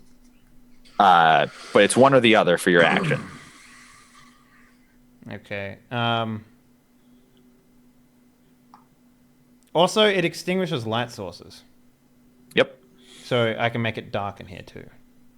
I mean, yeah, it's a big inky black cloud that makes people get dizzy and also not see well. Like and it's pretty. Gives them it's too difficult to everything.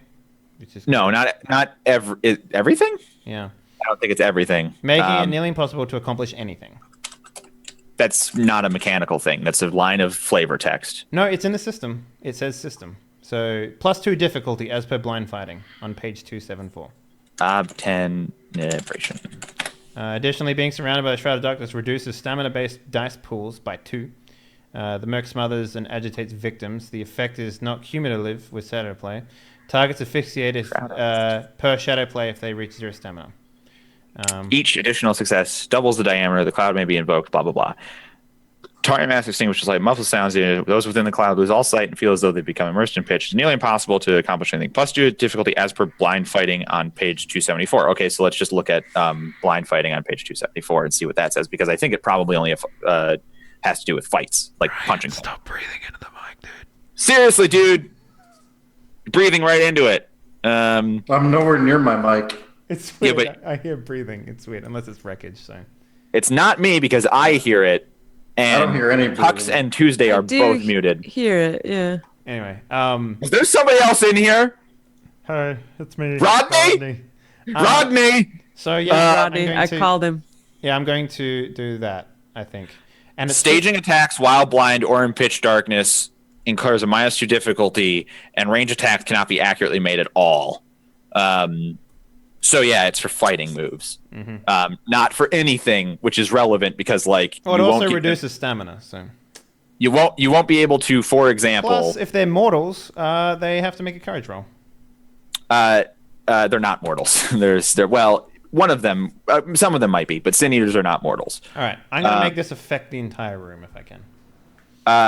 So its typical size is 10 feet, but it doubles. It's 3 meters in diameter. right. Each It's additional success doubles the diameter of the cloud. right. So it'll be. If I get it 2 starts, successes, it's fucking 6 meters wide. It's yeah, but I don't. Yeah. I don't think in meters. Sorry, it's 20 what- feet wide, Yeah. which It'll wouldn't be- quite. You will need 3 successes to get the whole room. How fucking big is this room?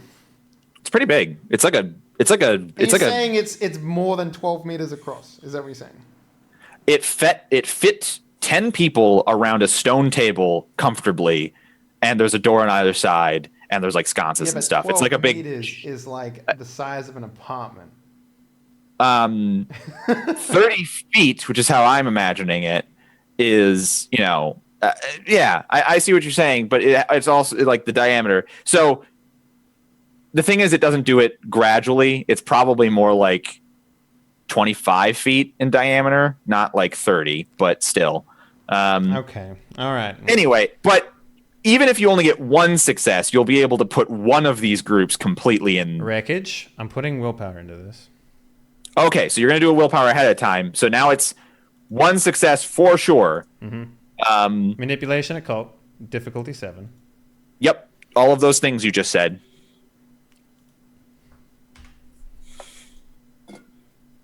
So 1 success. So 10 feet. You can put one of these groups in this cloud. Main bitch group. Main bitch group. And then at the end of my turn, Right. dude takes 6 lethal. Not at the end of your turn. He takes it when he has failed, when he has been around in the he has spent a round in the bind, because it's damage per round in the bind. So it doesn't do it up front. It does it when he fails to break out, and then every time he fails to break out, it does So it you're again. saying he gets 2 attempts to not take damage of this thing before it does damage? No, because he takes 1 attempt to have the attack miss him. He will be bound, which means he has no other action next turn, even if he breaks free. So that's the important thing. So if he breaks free, he still lost his turn, and you can just bind him again, because the tentacle isn't destroyed if he breaks free. You see what I'm saying? Yeah. It continues to exist. They can destroy the tentacles. They don't know it. They probably won't attempt to. Yep. Right. So,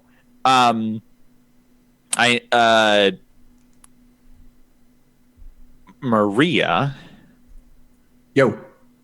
you're not getting attacked this turn. Hey. Damien and Lavin, I need you both to roll soak twice.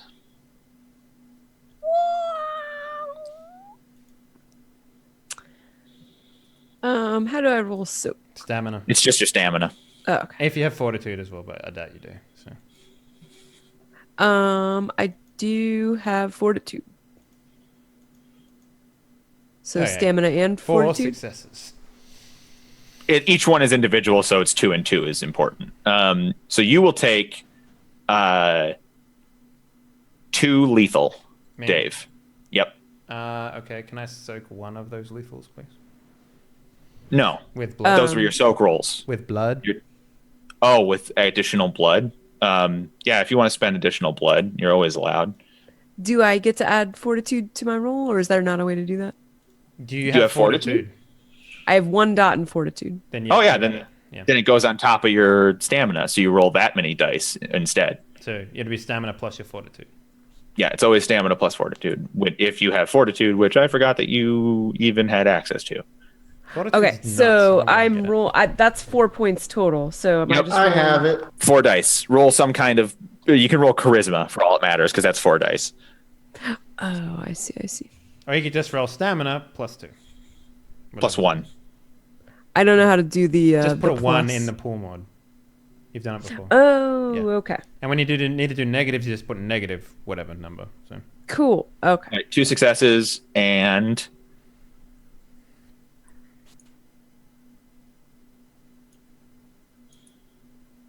Another roll, Lavin. You need to roll it twice. Oh, sorry.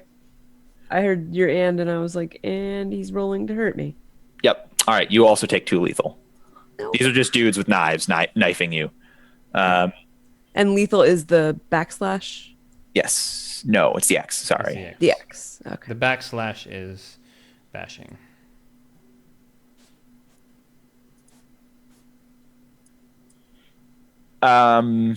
Maria, Yo. you're not being attacked. Uh-huh. Remember earlier Sure. when a guy disappeared? Sure. He reappears Okay. at the wall where your dagger is. Okay. Pulls it out of the wall and tosses it to the girl. There's a big inky black. She gets stabbed with it and dies. There's a big inky black cloud around where she was, but he threw it before looking. So there's like a clatter of a blade on stone. Oh, come on. He threw it at her. It had to have stabbed her. No, it didn't have to have stabbed her. Like he was trying to huck it in a way that she could catch it, not in a way that would embed it itself into her. Right. Yeah. He just kind of tossed it, expecting her to be like, aha. Right, and he did the whole action before being like, where did that giant black cloud Where'd the room go? He looks back at you, and this guy is not doing well. He's pale and Hi, like Richard. sweating. How are you doing? He's kind of yellow in the face. Like he turns at you, sees you, and disappears again. This guy is not having a good time in this whole situation.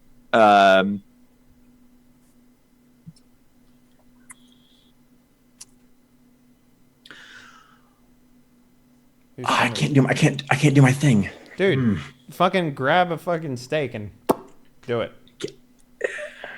I tried to.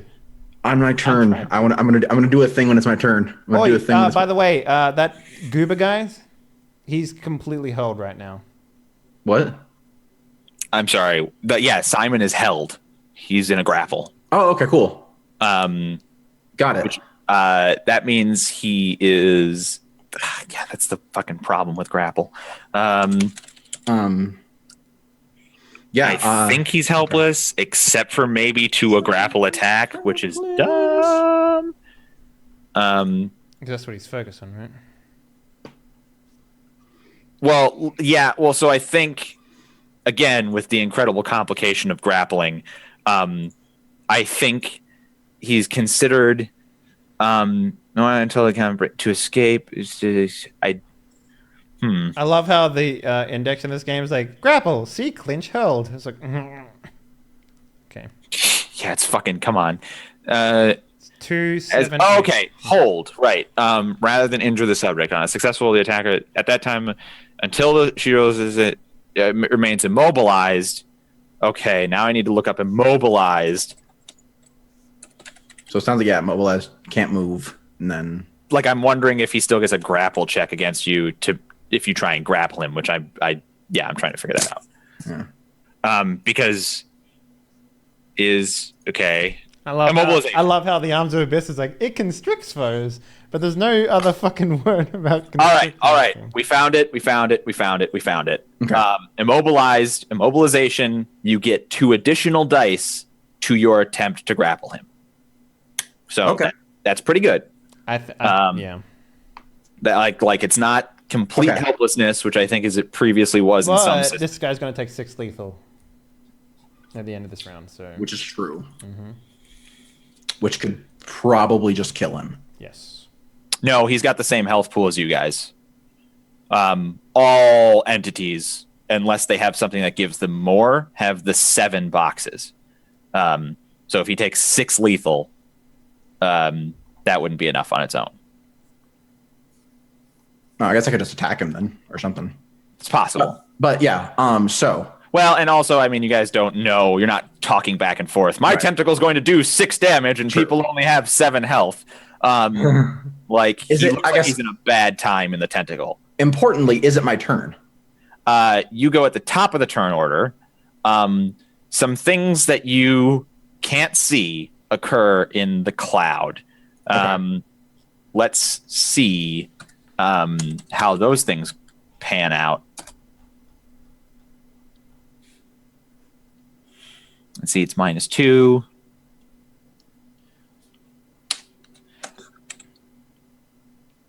I bet the cloud does nothing. You're such a negative Nancy, Dave. Look, my Slumber powers in this game have been far less than useful. So they've just taken out the guy who's been stealing your blood almost effortlessly. Aside from the fact that the damage has already been done with that. So like has it? Because he was going to get all of your blood, each of you, and he hasn't yet. Yeah, he does only have Amethysts and Braden's right now. He almost got mine. Speaking about almost getting yours, he did get mine, but then the knife got like dropped, and it's in the darkness. So yeah, we're gonna to not put too fine a point on it, and to maybe save some time and be less enigmatic. Lady who's in charge, who has magic powers, is going to be feeling around in the dark for that blade that was just tossed to her.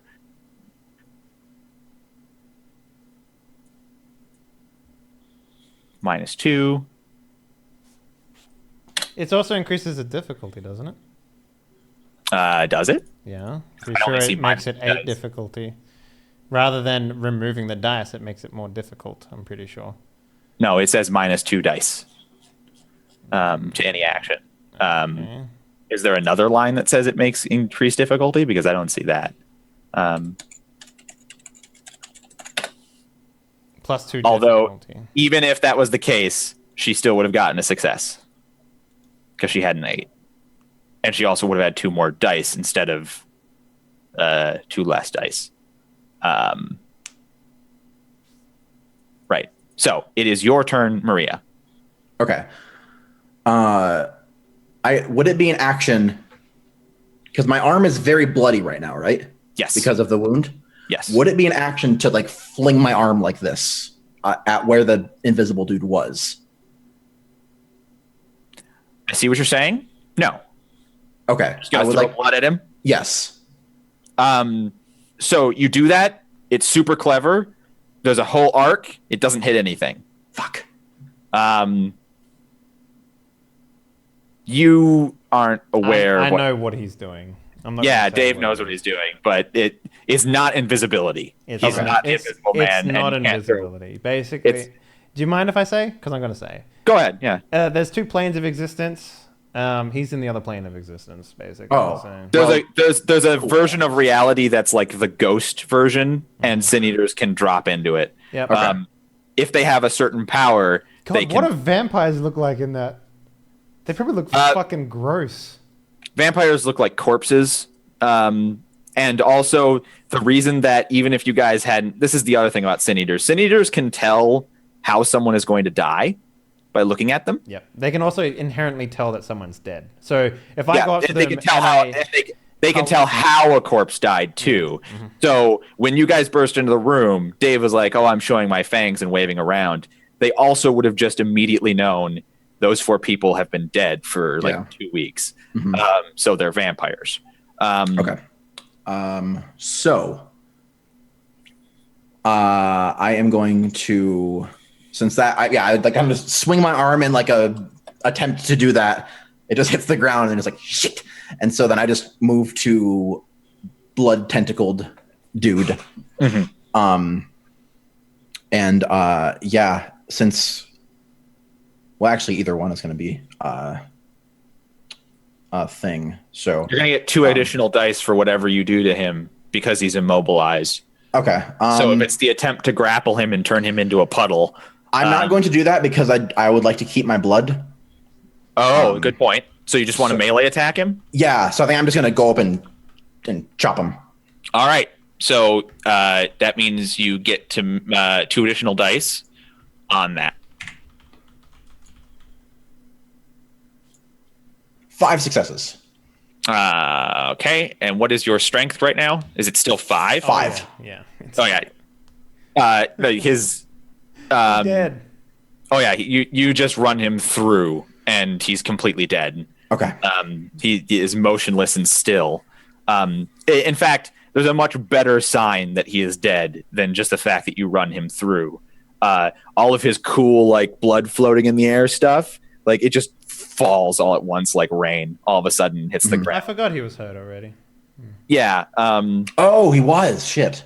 Yeah. So he's dead. Damn it. Okay. Okay. Yeah. I guess that's. I think that's my turn then. Or I guess, can I still move, or is that not a thing? Oh yeah, you can make a movement. Okay. I guess I'd like to start moving towards the darkness. Sure. Maria takes some 2, maybe 3 incredibly confident, I just killed a motherfucker steps towards the darkness. And then think a stake is in her heart and she's unconscious. And it's 10:45, and I don't think we can resolve the entire combat in 15 minutes. I mean, I can go longer. I don't know about everyone else, but Tux is usually pretty tired at this point. I'm willing to go longer, but if we don't want to, that's fine. I'm totally willing to. It's almost midnight here, so Brian needs to go to bed. Yes. Okay. Well, that's fine. Everybody's willing to go longer except for Brian, which is fine because this is how long that we ask people to be here. We don't ask them to stay past 11. In fact, we promise the show is done at 11. Could we finish the round? Well, we gotta do outros too, which take 15 minutes. Is kind of why. Okay, all right. I'll just wait till next week to have my 3rd turn. But at least you got Everybody's more had the than same- one turn. No. Yeah, everybody. My character spoke 5 sentences in 4 hours. Yeah, I do believe that you got almost immediately That's not stake in so this. bad. I got Well, actually, first of all, it took us 2.5 hours to get into the fight, and you were there the whole time before you think that. you think that's bad? Remember when I got shot in the back of the head and was cocooned for 4.5 hours? Oh yeah, That was pretty bad. that was bad. That's what happens. All right, so now we've gone from Amethyst being staked at the end of the episode to Amethyst, Braden, and Maria being staked at the end of this episode. Yay! So I wish we could have resolved this. We avoided going into the fight. My intention for this scenario, because of the way that you guys were talking, was that Damien was going to kick the door in the first minute of the episode. So then when you guys were eavesdropping and stuff, like I was very excited about that. I was hoping that maybe you guys could just avoid fighting at all entirely. And just let them kill Amethyst? I was hoping that you would clandestinely rescue Amethyst instead of... But I understand, they made her bleed. Nobody makes a vampire bleed their own blood. Except for Simon. Yeah, so we're just going to do some shout-outs and call it, I guess. So, Miss Tuesday Gray. Well, lots of people are staked now, guys. So that's the situation. But Rodney now knows, so he's probably going to come in and save the day, and none of us are going to die. I'm sure of it. But we'll have to wait till next week to find out. Mm-hmm. So definitely come back. All right. And where can they find you? At /Tuesday Gray in all the internet places. And in fact, I'll probably be streaming a bit this week. Ooh, Actually playing Return to Flavor. Yeah, maybe a game called Darkwood. I don't know if anyone's seen that. I've seen it, yeah. Looks kind of cool. Looks crunchy. It's a good game. It's got a nice flavor. Oh, nice.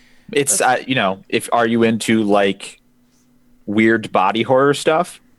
Not particularly, but I watched a little bit of someone's stream, and I was like, that's a badass looking game. It just looked super creepy and fun. All right, Tux Rodamius. What up, sir? Yo. Hey, everybody. Good episode. Hopefully we don't all die. Hopefully Rodney brings in the cavalry, because that'd be awesome. But yeah, join us next week for next week we'll definitely resolve this. I doubt next week we'll be able to get an entire fight again for another 4 hours, but hopefully. So yeah, tune in next week for the resolution of this event. And yeah, I'm Tux. You can find me on all the places: Twitch, Twitter, YouTube, twitch.tv, all blah blah blah /Tuxtradamus. I also do roleplay stuff. Here I'm on the show, and then in a couple weeks we're going to be starting Polyrhythm on Thursdays. So that's going to be a lot of fun. So look forward to that. You say this week? Whenever I know we're still figuring things out. So just whenever we get around, Many people haven't made characters, for example. Probably, I'm assuming next week, since we're still getting things figured out and it's already Monday. Yeah. It is when we'll do the character creation and stuff for it. So yeah. And last but not least, we have Spoot Lordy himself. What up, Spoot Lord? What is up? Yeah. So hopefully we don't die next week. I think we'll be all right. I'm sure Rodney will save the day. Hey, look, you still got That's why he's here. you still got Dark and Edgy to fucking do some stuff. So yeah, I get the most turns, guys. that's true. You got the same number of turns as everybody. No, but he has like No, five in what one I'm saying turn. is I get more things to do. Oh, in a okay. turn, Right. So Yeah. that's what I meant by that. So Sure. Yeah, Well, I'm sorry. it hurts too because like I have no willpower, so I can't really use any yeah, of you my can't use powers. Yeah. All I can literally do is just like swing a machete at people. well, I mean, you But, need a bit of a better thingy to get that back, I guess. Like Yeah. Remember, it's both nature and demeanor, and I know one of yours is sadism. What's your other one, or sadist? Visionary. And right. I was so hoping, you were going to do the tech system, and that would have given you a willpower back. right, which we did not get a chance to do. plus, you can get Right. it back when the story's finished. I don't know when the fuck that'll happen. The current story that you guys are in is the don't get voted out at Elysium story. So, 7 more weeks. Yeah, probably episode 22, maybe. All right, 22 weeks, we get a willpower. Nice. Yeah, I know that's a little rough.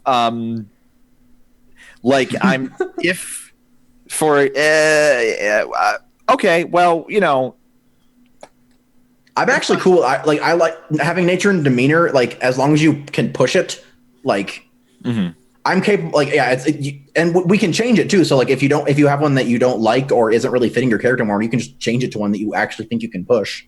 Right. Well, And I mean, also the ones that I have, I like and fit my character. But Yeah, so you just need to push them more. Yeah, like mine used to be trickster, and I wasn't doing that, so I switched to caregiver, and now I'm able to actually push things more.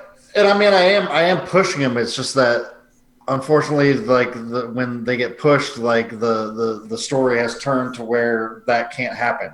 You know what I mean? Right. Well, So I mean, it's like sadist is a particularly difficult one to because just being a jerk to people isn't really sadism. It's Right. like it's when you get pleasure from hurting someone. Well, I mean, it's not even that. If he ever takes any action, like in the way that you just saved Amethyst because you cared about her, if he was like, I'm not going to help this person while they're suffering, like that's, that makes sense.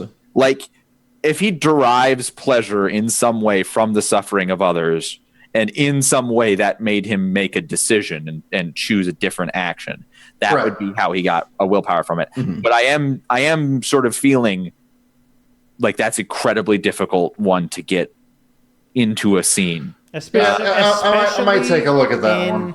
the Anarchs. Right. Like in Camarilla, you could have a torture dungeon and it would be fine. It's the sort of thing that they'd be cool with. Yeah, I might take a look into that.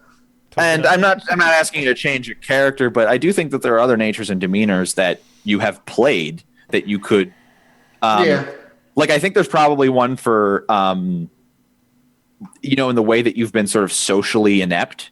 Like you've really played that up, and I think there is one for like run your mouth or something, you know, like, and you get a willpower whenever you run your mouth and get in trouble, which you've done easy a dozen times already. You would have gotten the willpower back today for being like, what did you say? Do you want me to knock off a doorknob? That was great. Yeah. So and last but not least, we have our storyteller, Mr. Dr. Wreckage. What up, sir? How you doing? So a bit of housekeeping real quick. Tux does get a willpower for caregiver because not only did he initiate the fight and not stop Damien when he could have, he also went straight for helping Amethyst. And I think, and it put him in danger and it got him to take damage that he didn't have to take. So I'm very confident giving you a willpower point back for that, which you can apply now, even though the scene is still happening. You know, it's a session. Sure. Other than that, hi everybody. I'm Dr. Wreckage. I run this show. I really wanted this to be resolved by the end of the episode. Didn't get there. What about my soldier demeanor? Come on, bro. Following orders? What is soldier demeanor? Nobody ordered you to do this. Amethyst? No, she didn't. She said go in there and deal with this situation if you want to be helpful. She said figure it out, actually, is what she said. Yeah, nobody... I really think... Look, if you're going to be this tight with willpower, bro, I mean, fucking Jesus Christ. No, true. No, it's fair. It's totally fair. I would really... What are your two? Thrill Seeker and Soldier. Right. I might change Thrill Seeker. It doesn't work. I think something that, because something that you've definitely been almost every episode. Yes, you've been a soldier. Like you have listened to Don Salvador and those you've been playing up. But almost every episode you do something rash. Like in the moment your emotions take you and you throw a door open. And that totally would have gotten you a willpower here. Like maybe you're less of a thrill seeker and more of a entrepreneur. No. Like what's the word? I'm not looking for like impulsive. Like I'm looking for a doer. Like, you know, someone who just does. If they had that, I would have taken it. Like, From the very beginning. I also still think Curmudgeon is a really good fit for Damien. What the fuck is Because it's basically just like, fuck you. I knew that was going to happen, you asshole. Like, of course that was going to happen. Because just like all this shit, you like whenever we do something and it's like, just being like kind of mean and like a little antisocial about stuff. Mm-hmm. Seems to fit. I forget what the exact wording was, but it just like when I read it, I was like, that seems like him. Obviously, it's his character, but to me, it definitely seems like you. Or everything has like its Damien. flaws. That's what that is. I don't know. That's how the that summary works. version. Yeah. There's a more detailed description of each one elsewhere. I'm glad they put that fucking up front and center. Yeah, and an easy to access. I know exactly how you feel, Dave. It's like, hey, if you want more information on these, go to page blah. They don't even have that. They're just like. For a complete list of archetypes from which to select, see page 87 to 96. That's where I am, dude. 87 to 96? Okay. There we go. These are the expanded ones. Curmudgeon. A curmudgeon is bitter and cynical, finding flaws in everything and seeing little humor in life or unlife. He is often fatalistic or pessimistic and has very little esteem for others. Curmudgeon's glass is never more than half full, though it may be damn near empty when other people are involved. Many internet junkies, pop culture fans, and Generation Xers are curmudgeons. Kindred curmudgeons see elder oppression or spoiled neonates running amok behind every development in undead society. Regain a willpower point whenever someone does something specific and negative, just like you said they would. I don't know if that's particularly Damien so far. There's another one, though. Bravo. Regain a willpower point anytime you achieve your agenda through brutishness or intimidation. That's possible. That's definitely possible. Yeah, we'll talk more about that in the future. As someone asked, we've been watching Little Witch Academia. That's the anime that I'm currently watching. I'm probably going to pick up a personal one soon that is, I think, probably going to be too stupid to watch with somebody else. It's like some stupid one where he's got like eye powers and he's in a dumb magic New York City or something. Don't worry about it. I wish we could have gotten through this episode, and I will take responsibility for how long it took, because a huge portion of the time not doing stuff was me still struggling to find stuff that I've already read in this book. Like I already knew about Immobilized. I already knew the rules for staking, but then I looked it up and read it again as, they're still conscious. And like, I take full responsibility for the fact that I have not mastered this system. And I don't think this system, it's not pleasant to run combat in this system, but I do think if you knew it, it wouldn't take nearly as long as me having to constantly go reference everything that happens. And it takes like 3 to 5 minutes for me to find each thing. So I apologize for this episode not getting done in time. Like I had a perfectly excellent ending for whether or not they won or lost. And we were just like 30 more minutes, we could probably get to it. So it's just a shame. But please come back next week where the cliffhanger will truly be resolved one way or the other. I don't know. Maybe we can have a space this week. And then we'll just end with another cliffhanger next week. I mean, maybe. Friday's free.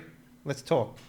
Anyway, guys, when this episode goes offline, we might consider talking about doing an extra episode, but maybe we won't. Anyways, guys, we said that last week and didn't. So, anyways, guys, thank you very much for watching. I appreciate you all being here. If you haven't already done so, consider following. And if you're feeling real saucy, why not subscribe? Get access to the cockpit and some of, if not the best, emotes on Twitch. What's going on this week? Well, right after this, aka I'm not shutting down the stream, we're going to be moving on and doing the release of The Escapist 2 with Sheepdog Gaming, so stick around for that. This week we have the very first actual play episode of Die Party Dead Man's Crest on Wednesday at 5 p.m. PST, which is a 7th Seas pirate-themed game. It's going to be fucking excellent. I can guarantee that. And hopefully, this Friday, we will have a return of Gambit, because we've been taking a lot of breaks with that so far, just because of just shit. And people are like, I'm going to a con, or I'm going to a thing, or I'm getting married and I need to do a thing. And so, that's just how shit works. Fucking losers with real lives. Yeah, this Sunday, Die Party, Whiskers and Whiskey is going to be back as well. Hopefully Eric will be back for his trip and we can just continue from where we left off. Other than that, check out the daily streams and check out the schedule for more information. Anyways, guys, I'll see you in a little bit with more streams. But thank you very much for watching. We out. Bye-bye.